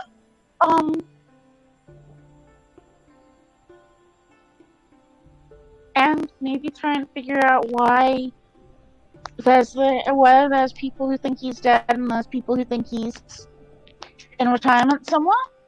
That might be helpful. That's a reasonable plan of attack, I should say. So we spend some time doing that, and then maybe about lunchtime we go about our... Sounds good to me.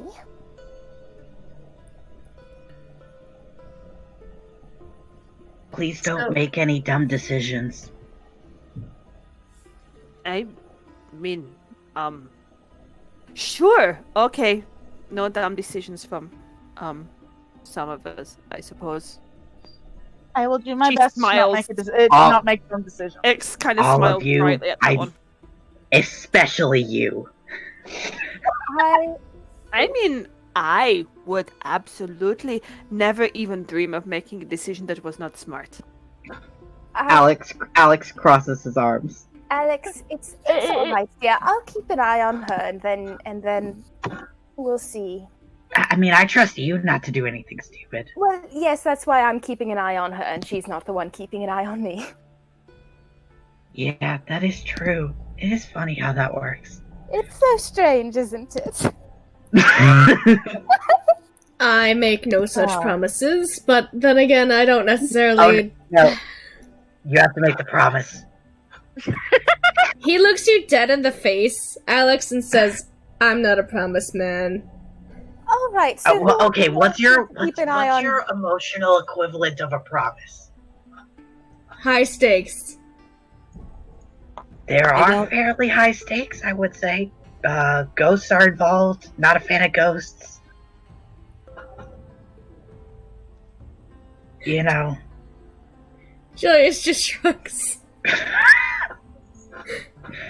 Yeah, if there's ghosts, there's ghosts. If there aren't, it's better. If there are, we'll deal with it. How about this? Don't do anything too stupid. Now that's more like it. Alright.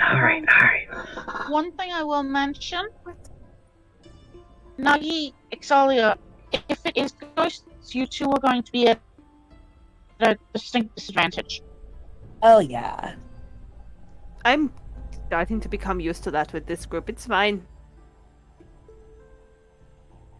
I mean, it's I not think fine. you kind of blink, and I'm pretty sure you killed everything we've bought. You know, isn't it fun? I'm pretty sure you have been the finishing hit on everything we have fought. Largely because Nagi softened them up quite a bit first, but I mean, between us, I think we can take the compliment, yes? Anyway, if it is a ghost, the two of you are going to be. Yeah. This is a ghost. So deal with.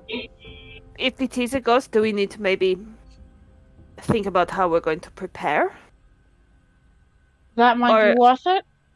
Or are we just going to accept the fact that the two of us are going to be at a disadvantage and panic about it when it happens? Well, if one of you would like to, have dragon's breath instead of your usual attacks, I think that could do a fair bit of damage to a ghost. Ix is just gonna lean down and hug. Ix is gonna lean down and hug Granny at that point. Granny will hug back, absolutely perplexed at why that is what prompted the hug. Ix totally then just stands up and pretends it didn't happen. Alright, I'll make sure I have peppers then. Well, I can make somebody extremely fast, though it does work really well on Nagi. I mean, if Nagi was twice as fast, it wouldn't matter if some of her hits weren't as strong if she was doing twice as many, yes? This is true. Balances out, I suppose. We can discuss this closer to the time. We need more information before we go fighting ghosts. Yes. I ain't afraid of no ghost. May I please get investigation rolls? Yes. From all of From us? everyone? Yes, you're all doing investigation to figure out Alright. information. I suppose we are. Good heavens. Got a 0! Nagi! Nagi! I love that child. I love her so much! Oh my god! Alex! Fuck yeah! Nice! Look at him go. Oh my god. That's you can't. 0. Okay, so Nagi, I am getting you an investigation. PJ, what the hell? How big? How big? Nagi loses an item from her person. Nagi, you get distracted like after breakfast because you're so fucking hungry that you just end up badgering the kitchen staff for more food. Can I steal a piece of fish again? Make a sleight of hand check. Oh my goodness. Okay. Is Nagi in a growth spurt? You get. Not only do you get caught. Oh my god! You get caught in such a way that, like, Yuki, is like, not you again, and ends up giving you a knife and, like, setting you loose on some vegetables to make up for it. Oh my god, a natural one and twice. She will absolutely go to town chopping those vegetables. Perfect. She's monk style chopping the vegetables, martial arts, action, bonus action, go! Ninja up in that kitchen. Oh my god! Aster and Irene, you guys kind of don't really get much of anywhere. That's valid of us. You're mostly just getting the same rumors recycled over and over and over again. Yeah. Fortunately or unfortunately. Ixalia, Julius, and Alex, as you're kind of asking questions about Shinji and Toko and that sort of thing, the first thing you learn is that Toko is a relatively recent addition to the Kinjiro household. He was installed about 3 years ago. Sort of an order from on high. When the previous head of the Hakusan Watch died due to some sort of infectious illness, probably the flu. I don't know. nothing like suspicious about it. They just needed a replacement, and Toko was sent from the capital.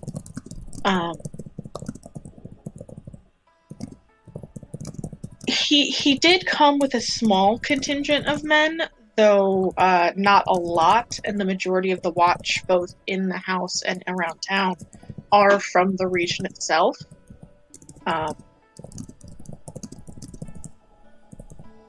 The opinion of Toko is not necessarily positive. He seems kind of like a shitty boss, but no one gives you any impression that they think he is treasonous. Just gotta stick treasonous. Too far off his ass. Yeah, they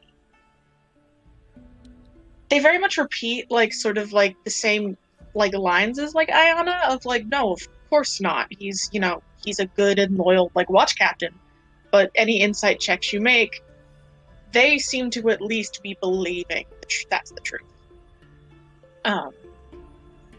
There very much is a tension between Ayana, Waki, and Toko, but it doesn't like it's not. It seems more like co-workers that have some slight ideology splits, and not like I'm attempting a coup level of tension. Yeah, like nothing that would be like a harmful grudge. Though the men that are there that Toko brought with him with the capital are much less willing to talk to you than the local boys and women and non-binary folks. Gotcha. They're the boys, come on. Alas. Just chilling with my local boys. What up, Injira? The locals, these guys, and all of them. It's like a really blurry Snapchat picture. The more you ask about Shinji, the more you kind of get the, like, he is retired. Like, there are a couple people that are like, ooh, he's dead, but that seems to be more of, like, the conspiracy theory rumor. Yeah. The Pepe Sylvia rumor. Yeah. Oh god, can we find the guy who has the board in his house? No, The strings. unfortunately not. Please. No, but there will be one of those guys eventually. I have an NPC plan. Yes! Yes! Not now. Not now.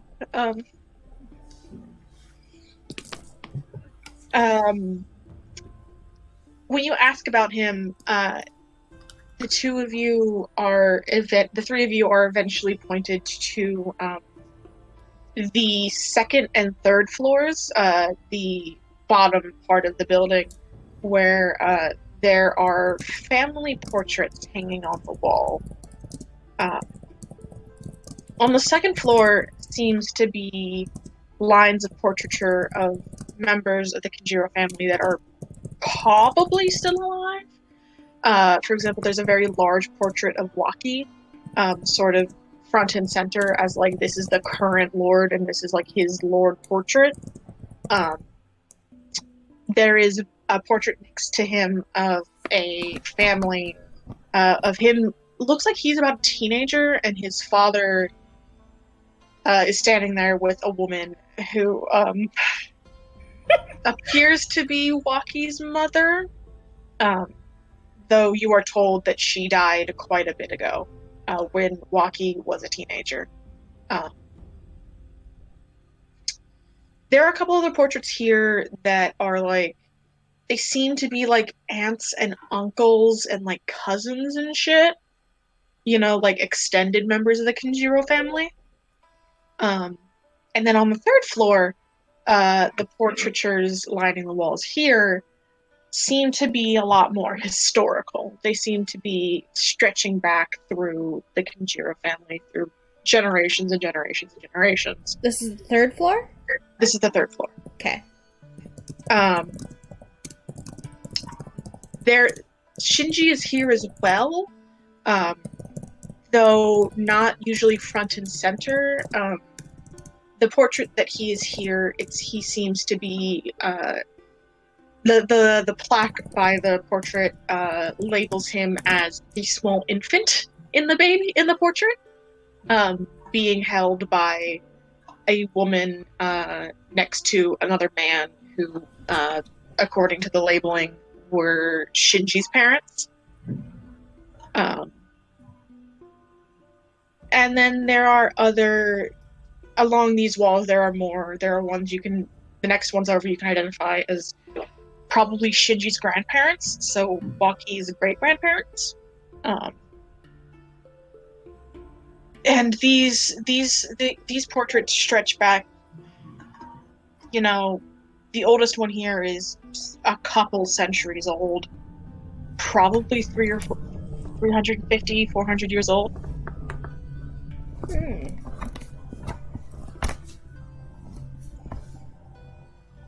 Anything like identification on those portraits that would be like of historical importance or would stand out in a way that might be a little bit strange or something? So most of these, there are small plaques either on the framing or on the wall next to them, usually identifying sort of the members of the family included in the portrait, as well as, at least, usually for the lords, if not their wives, the lords and the ladies and their spouses, depending on, who had power at the time. Usually for them, there is a set of dates. Night, Amy. Thanks. Good night. That you figure not to be birth and death dates, but instead the dates of when they had power. Gotcha. So they're the names, the date range that they were in power.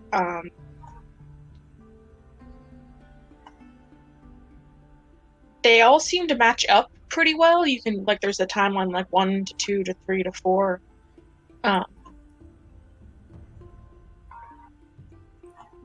Both Shinji and his father, though, their dates of how long they were in power seem to be a little bit longer than just about anyone else listed here, particularly Shinji's father.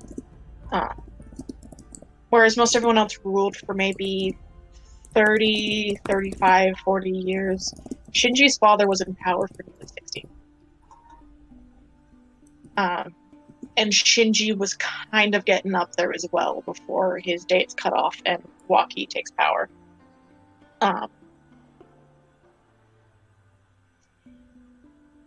You all can make me any of you can make a history check if you think you might want to know, possibly why. Nope. Sure. Nope, Julius. not the 5. That was an 8. It kind of makes sense, but Alex? Yeah. Alex is he's sitting here yes, I know what a lord is. Irene is so good. Look at her go. Irene, this would make sense. Oh, sorry. I wanted to do. Oh, no, I got it correct. I thought I get insight. Irene, this would make a lot of sense to you. The reunification of Chilla was quite a tumultuous time and had a lot of issues, especially pertaining to lord prefectures. Mm-hmm. I mentioned before that the Kenjiro family used to be daimyo, Mm-hmm. which was the name of the title given to people who headed up provinces during Southern Chalassian independence. Right. And when the North took over, the Kenjiros retained power, but the title of daimyo was stripped from them, and they're just mostly referred to as lords, as are, nobility in Northern Chalass are. However, Irene, you would know that for nobility, and particularly daimyo, losing battles is not great. And a lot of the time it is considered more honorable or the right thing to do politically if you are going to lose your power in whatever way. As a noble, as a daimyo, it was considered more honorable and more politically salient to, upon surrender, kill yourself. Ah. Seppuku. Yeah, no, that tracks. Okay. Sort of leaning on samurai seppuku. Yeah. And you would know that the timeline marches up so that Waki's great-grandfather would have been daimyo at the reunification. And likely during surrender or surrender negotiation, either in the terms of surrender or just due to cultural practice and pressure and norms, Waki's great-grandfather would have likely killed himself. Okay. Giving over power to his younger son at late teens, early 20s. Then to hear that Waki's grandfather, so Shinji's father, would have held on to power for as long as fucking possible makes sense, considering that in the decades after the reunification, noble power was very unstable, and political trust and public trust in political leaders was rocky at best. So to hear Shinji's father stayed in power for as long as possible to try to maintain stability tracks. That seems like that would have made sense to do at the time. That Shinji probably was going along that path as well until he retired also makes sense. So like that all checks out like historically. Cool. Alex, though. Alex, with your fucking natural 20 on Hi. Hello, I'm so excited. Alex isn't gonna know what to do with this information. It's great. Tell me all about it. As you are looking through the portraiture, there is another portrait that catches your eye. It appears to be from about 2 centuries ago, so about 200 years. It is the portrait of a lord, of a Kenjiro lord. His name is Abe Kenjiro, or was probably. He appears human. That's something. All right. It's a portraiture of a man who lived 200 years ago. Yeah. He is. The painting is sort of somewhat faded. It is almost 200 years old. Though you notice that Abe bears a striking resemblance to Shinji, at least as painted. Hey, look at this guy. What's up Alex with him? He looks like Shinji. He looks like our dude. That's cool. He has a very stern expression, and if you look at the dates that he was lord for, it's a pretty short time frame. It seems like he might have been only in power for about a dozen years, for about 12 years. Huh. That's weird. Which is strikingly short.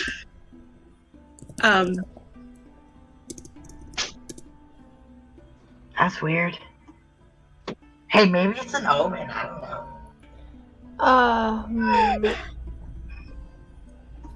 I told you Alex wasn't gonna know what to do with this information.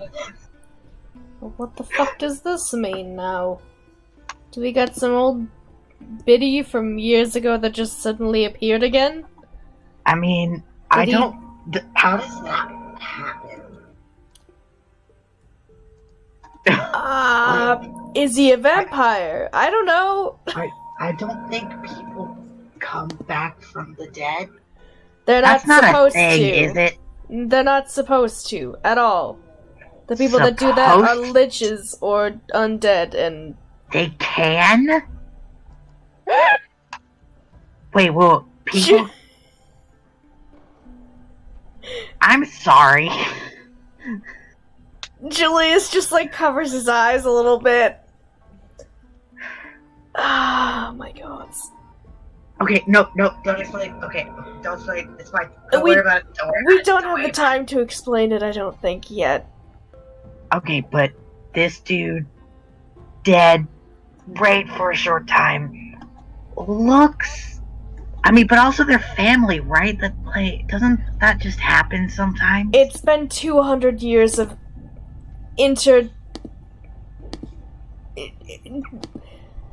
People do kind of look like other people sometimes, right? They do, but this is not a normal thing. I don't look anything like most of my relatives. I am about 90% sure. What do your relatives look like? Not like I have no idea. I pretty much have my mother's hair and eyes, and that is where the resemblance stops. Why? Ask a biologist. I can't tell you. Oh my god, are we doing this again? Roundabout! Oh my god! Whip out the Punnett squares, it's time. We're doing this shit again. Oh my god! Oh no!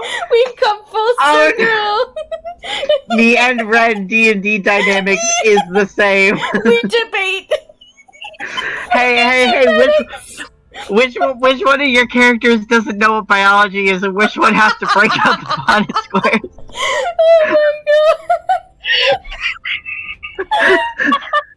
Oh my god! I'm crying! Why does this happen?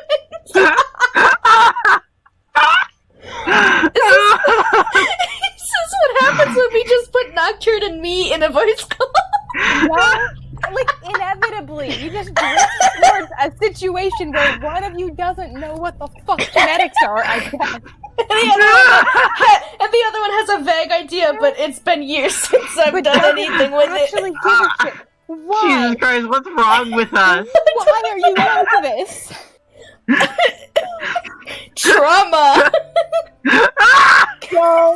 Yo, I need you to understand. It is only 11:30.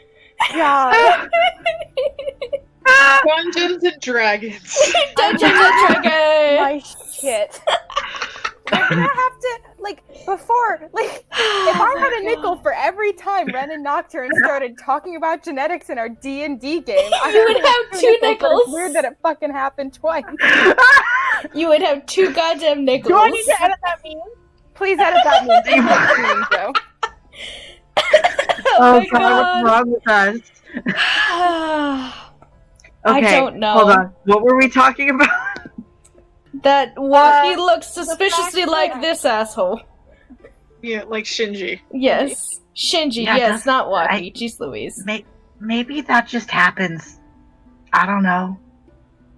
I mean, it's possible, but considering there's been 200 years between the two, it's kind of sus. That's I've lived. Humans can have a lot of babies between that time. That's weird. That's a weird thing to say. I'm gonna be honest. That's a weird thing to say.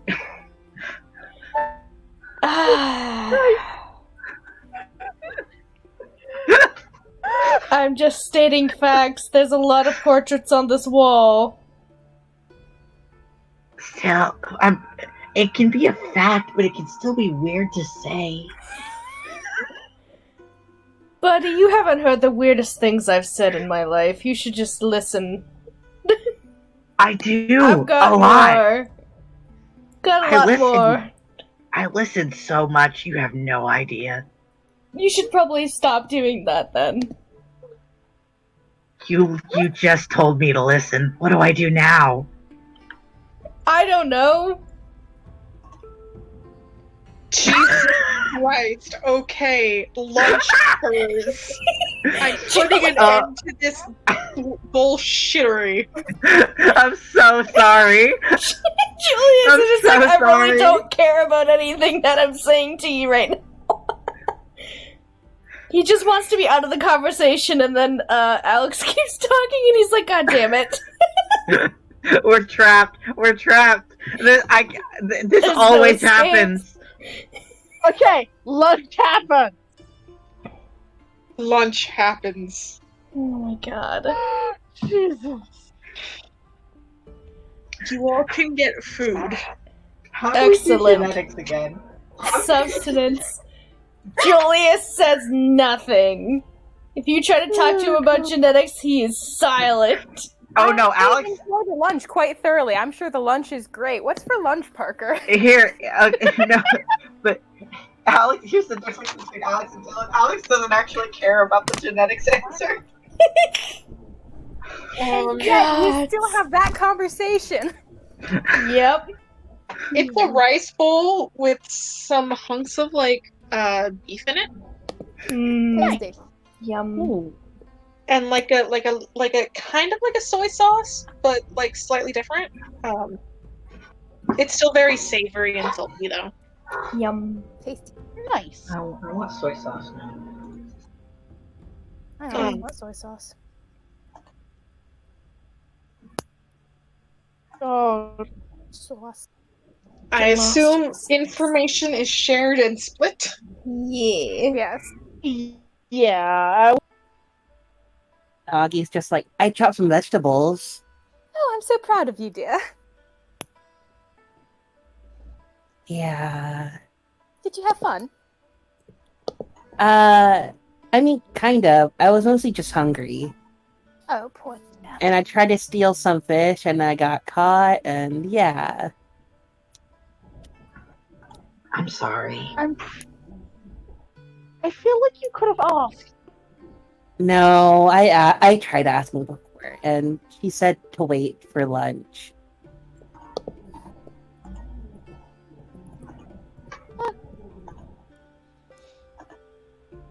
But yeah, what'd you guys find out?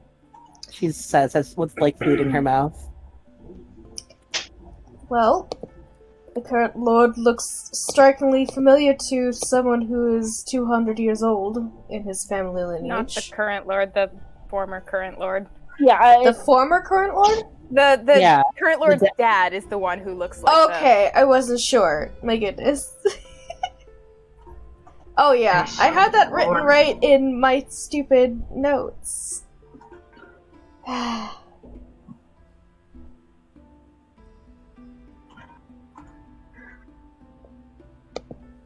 Information is shared and split, and you all now know everything. Yeah. Oh. Now, is the lunch situation similar to what it was? Similar to the dinner situation with the Lord eats separately, and that takes a bit longer for. Yes. Okay. However, afterwards you would know he is probably either going to be in his throne room to receive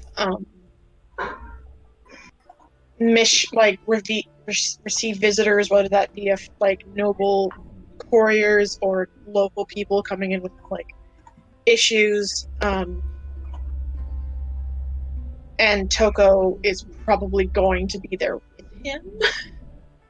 Yeah. Well, I think Lester is going to want to try to get him sort of in the in-between if he can, because he does want to ask about the description for the located object and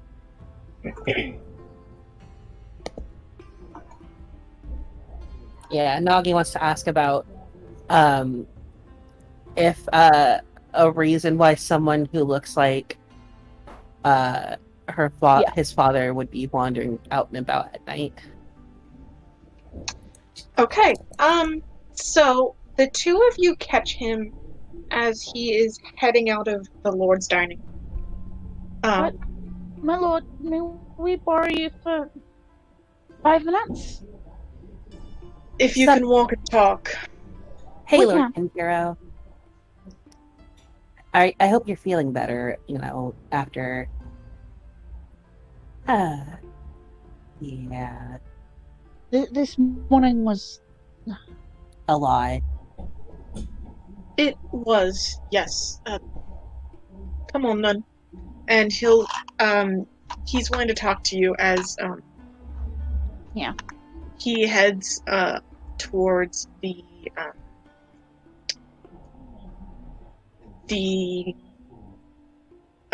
throne room. So, with regards to what I spoke to you about yesterday, the descriptions for some of the clothing items that have been stolen, to see if I could divine them? Yes. And sorry, I'd forgotten. And he has changed clothes now. He's not in his bathrobe anymore. Not in his bedrobe. I mean, I sure hope he's not at this hour. Just walking around all day with messed up hair in his bedroom. Get away with it. He is actually wearing a quite sort of nice and formal, sort of dark black and red robe, with a sash tied around his middle. He kind of reaches sort of into like the little like the fold over the chest. I couldn't fucking remember the word chest. And reaches inside and he pulls out a small folded piece of paper, Aster, I mean, and hands it to you. And if you glance at it, it is a description of a couple of clothing items. One is like one of those like middle scarves with a very particular sort of embroidery on the edge. Is this described well enough in detail that it could be considered familiar? Let me look at the locate object and I'll let you know. Yeah. Particularly if sort of taken in conjunction with some of the other things that I have seen, particularly the Lord Well. Anyway. I would say it is familiar enough to attempt. I will make you roll. Yep. That's fine. We also... Last night while we were standing watch... Ben's kind of going to look at her and see if she's going to... Yeah, last night when I was taking watch, I saw something rather unusual, and I was hoping you could maybe clarify for me what it could have been. I can do my best. And he sort of pushes open the door to the throne room. It's empty for now. The braziers are lit, but that's it. And in the throne room is a painting of Shinji Kenjiro, right? Is that where it is? Or no, it is on the second floor. Okay. Yeah. So, well, I've seen the painting of your father, Lord Shinji Kenjiro, and well, something strange happened last night when we were taking watch, and someone who looked exactly like him wandered into the library, and he kind of stops. Like, he's crossing the Tommy Max towards where his little cushion is, and he sort of stops. And he turns to look at you. Excuse me? Yeah, I saw someone who looked like Lord Shinji Kenjiro in the library, and he was of rather prickly disposition.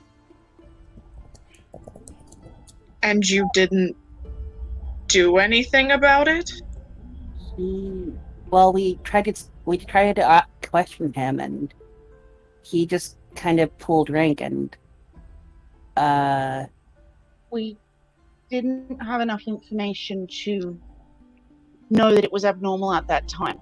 Yeah, I didn't know it was unusual that then. Well, clearly it's abnormal.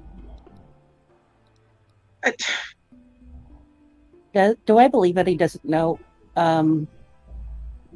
about that or Roll that an insight check.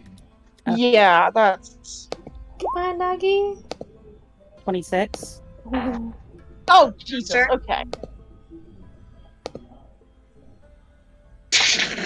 Yeah, he can't roll high enough. He would need a natural 20 to match Aster. He is legitimately confused and alarmed and upset.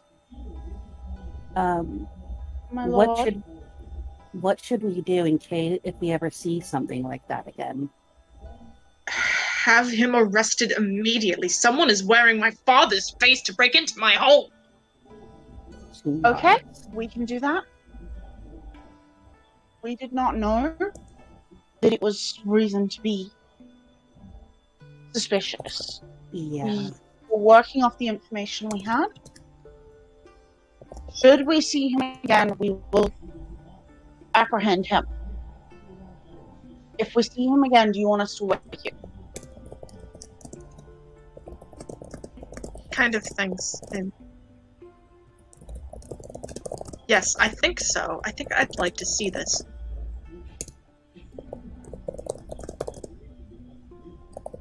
There is no fundamental way my father is walking around this home. So if you...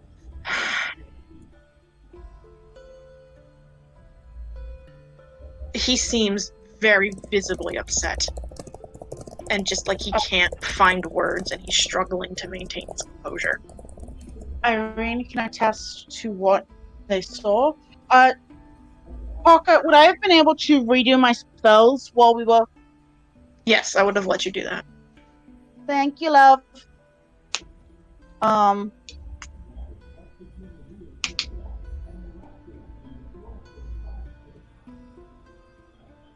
just gonna do that.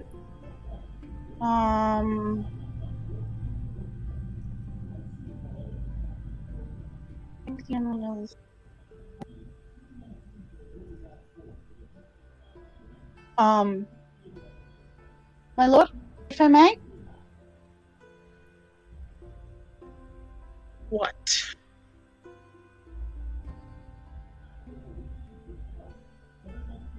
You are about to have to be in diplomacy. I have something I can offer. I have something I can cast that will give you the space to be presentable. I'm not sure how, precisely how we have upset you. This imposter clearly hit more of a nerve than we expected, but I can offer a spell to help you recenter.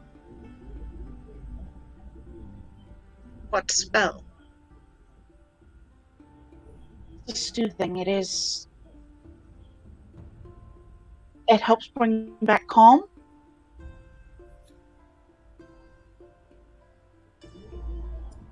That would be appreciated. And I am going to cast Calm Emotions on. Mm-hmm. You see him kind of... There's like a release of breath and just a nod and thank you. It'll only hold for a minute, but that's a minute that you can take to recenter. He nods. I understand it's shaking badly.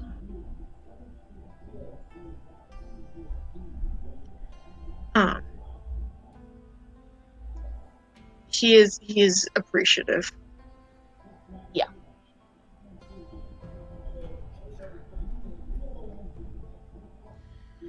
You're dismissed. Understood. Thank you for your time, Jill Bowen. He nods.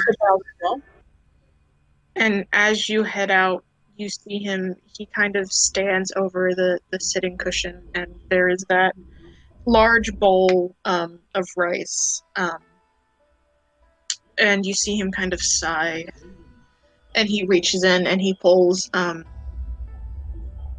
like a pinch of rice out and moves it over to the larger bowl.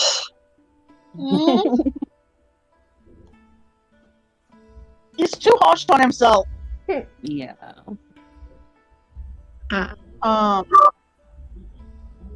Nagi, I think it might be prudent that we go speak to the temple. If it is a malignant spirit. What if it's a person wearing his face? If it is, they're a fucker and a bastard. I don't know why the Lord reacted like that, but he certainly reacted. Yeah. Either way, it would be good to go to the temple to cover our bases. Mm-hmm. The other half of you were going to try to get Snowball up into the... Get our bastard lady in there. Alex is not associated with the breaking in of Snowball.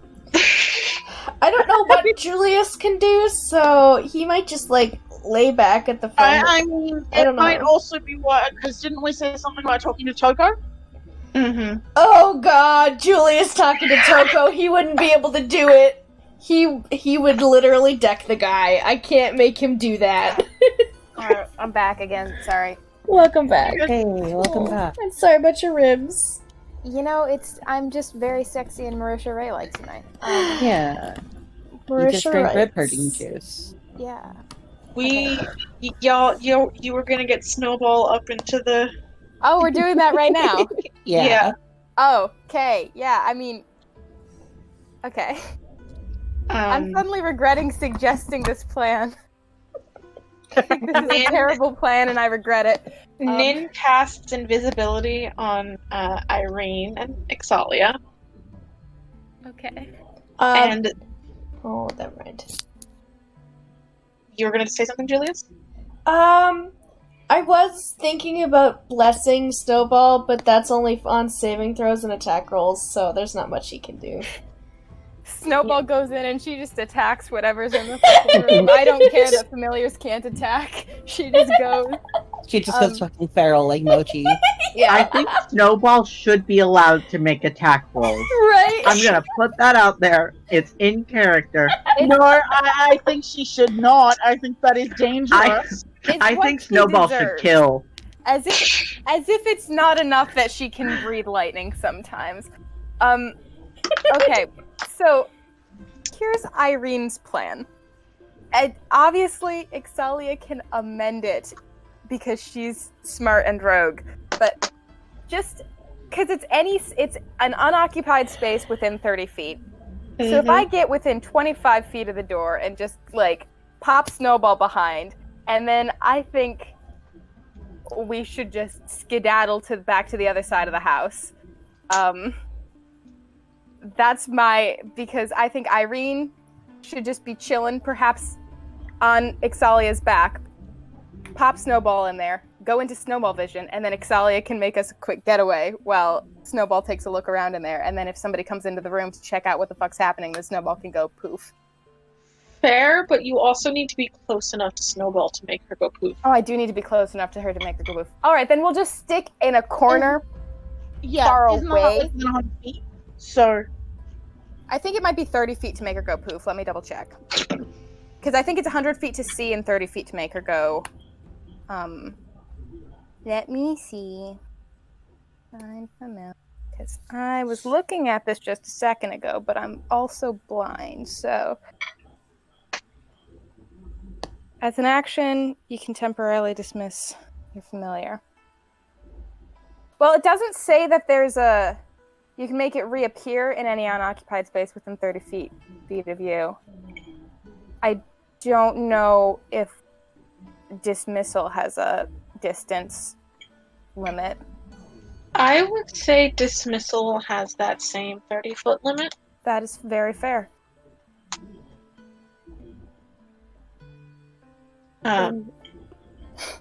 In which case, then yes, we could just keep tucked out of the way, so if people run up to investigate, we will not be in their area. This is a terrible idea. This is a terrible plan. Okay, Ixalia will roll a stealth check. Straight. At She is... advantage. Yes, but if she's carrying you, Well, the invisibility is basically just going to negate the disadvantage for carrying Irene. Well, I could also not be carried, I guess, if that would be easy. If we're just going to be staying there and not making an exit, I don't need to be carried. Because really. I think we had invisibility cast on us at a second level, or whatever level it was, to have 2 people invisible. Yeah, Yes. we're both invisible, but since we're not running away, because we can't do that because I forgot how Find Familiar worked, then I don't need to be carried. I was just thinking if she's going to be running away while looking in the snowball vision, then she would need to be carried. That's but we fair can enough. both make stealthy checks. Yes. Well, I think this isn't me like contesting the ruling, Parker, at all. Please don't take it that way. I think Mercer rules it as anywhere, which may also be confusing, especially since it doesn't say it specifically in the spell. Yes, however, I think it makes more sense to be half. Oh no, I'm not. I said I'm not fighting you on this. I'm saying it may be confusing because the show we all enjoy does it a certain way. I am all spell confused, but you are DM, so we take what stealth we do. checker. Yeah. At advantage. At advantage because. Okay, look at that. I'm gonna do garbage. I can just feel it. Good thing it was not the 7. 16 isn't great, but it's pretty good for Irene because she's not very stealthy. You two make it up to the attic, and Ixalia points out where the alarm spell wire is laid on the floor. And you can get within 25 feet of the door. You could probably even get within 10 feet of the door. I would like to be as, just as reasonably not close to the door as possible, just, to avoid being, facing immediate consequences for this. This is a terrible plan. You're here now. I'm here now. Yep.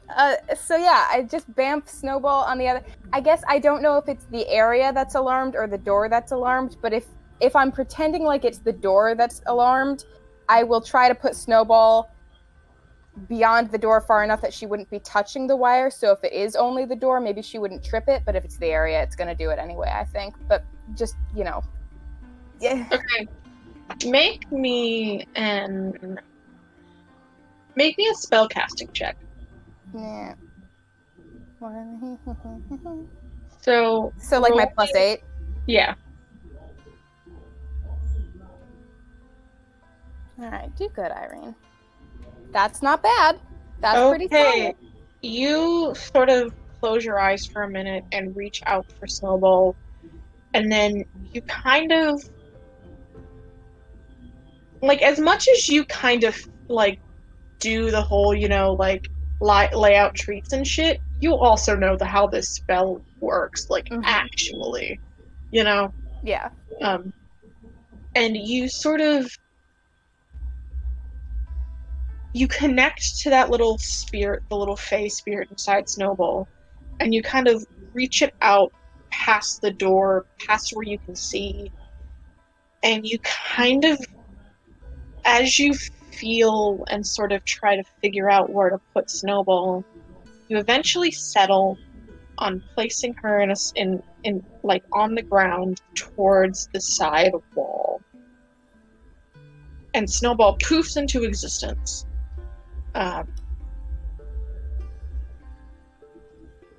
Poofs into existence. I should have just ended the sentence there. Alright. And then I, tuck myself out of the way, in a spot that would not be easily run into or noticed. And I go Snowball eyes, and I see through her. I'm holding Ixalia's hand so that if people show up and shit's happening, she'll signal me. But I go Snowball vision to see what's in the room. thing. You sort of blink your eyes open and you are seeing things from the height of a cat on the floor. This is not that different from my normal situation. Yes, but it is shorter. It is shorter.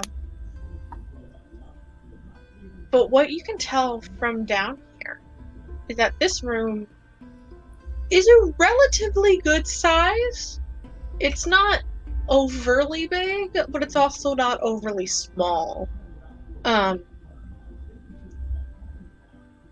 There are windows on 3 of the walls that are hit the outside, but they're all curtains drawn closed. On the far wall, on the opposite side from the door, is what looks like a bed. Kind of. Irene, you're quite old. I am.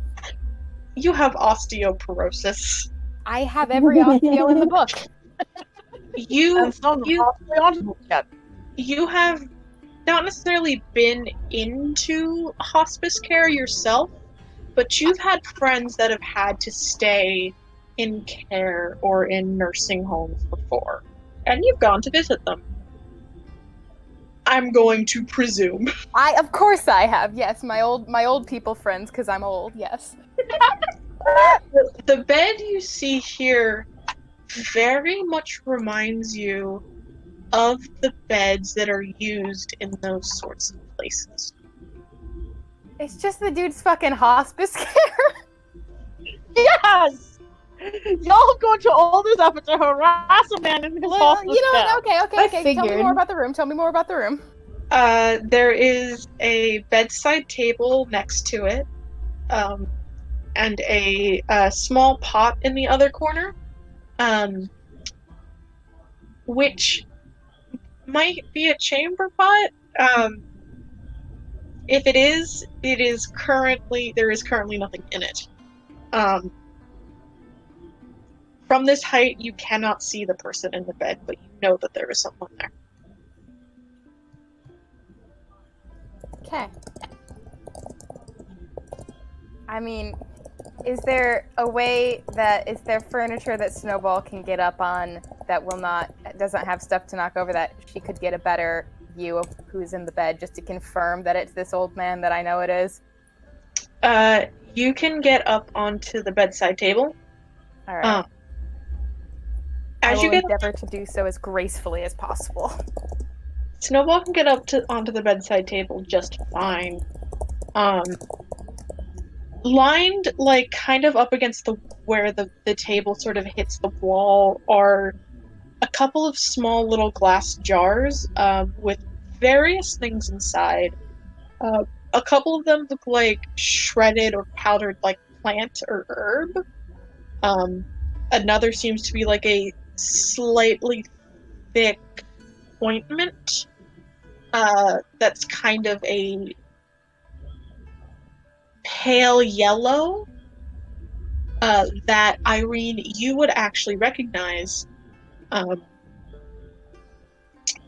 It's an ointment that is used for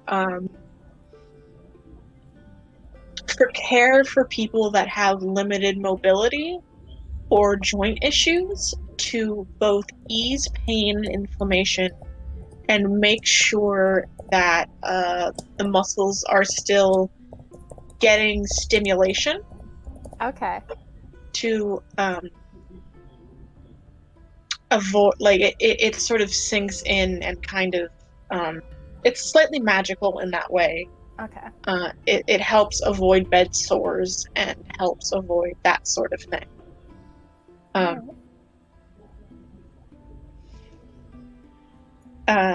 And as Snowball looks over to the figure in the bed, they are lying on their back. It is indeed an older man, who does look indeed like Shinji Kinjiro, the portraitures on the walls. However, he does look older than he did in any of the paintings. He even looks older than Abe, the 200-year past portrait. And he looks older than the man you saw last night. But more than that,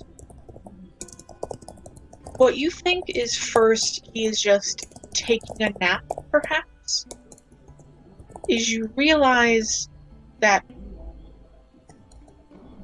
the left side of Shinji's head, particularly his skull, is malformed. Oh.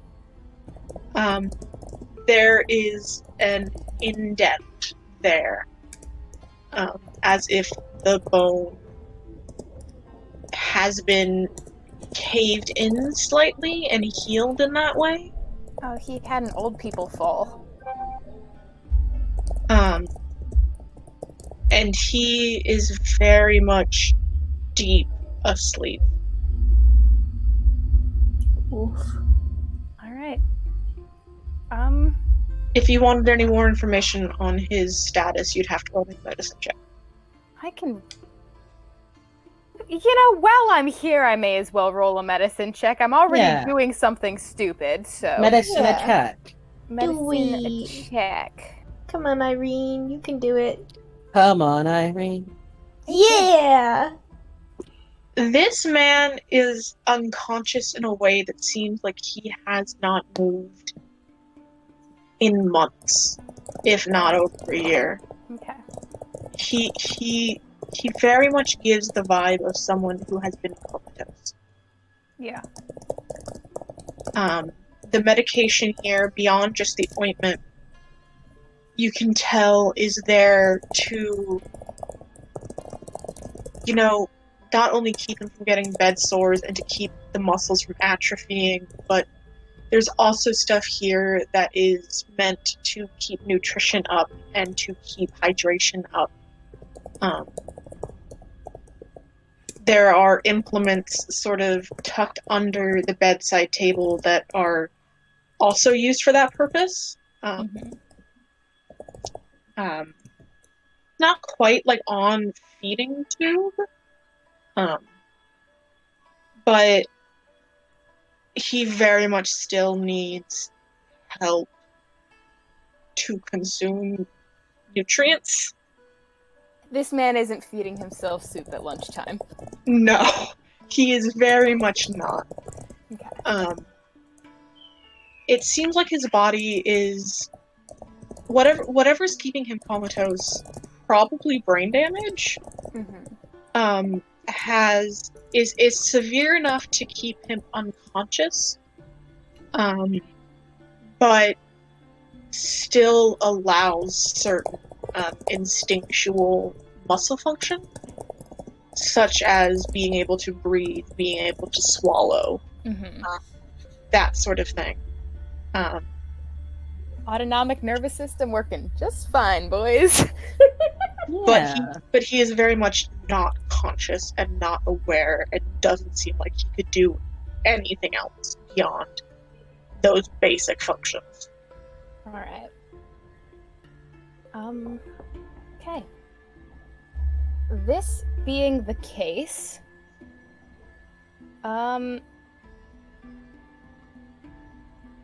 yeah, I think that's all we needed to know about this situation. I think Irene's gonna poof Snowball out of the room and just sort of, squeeze Ixalia's hand, let them know that we're good to get gone, and go back to somewhere that is reasonable for us to be, where we are, meant to be, perhaps, at this moment. Maybe go find the others and make sure that's a good spot, and then, just leave. Okay, you head out of the attic, no sign of Ayana in sight. Okay. And I think that's where I'm going to call session. Woo! Excellent. Yeah. Awesome. Yes.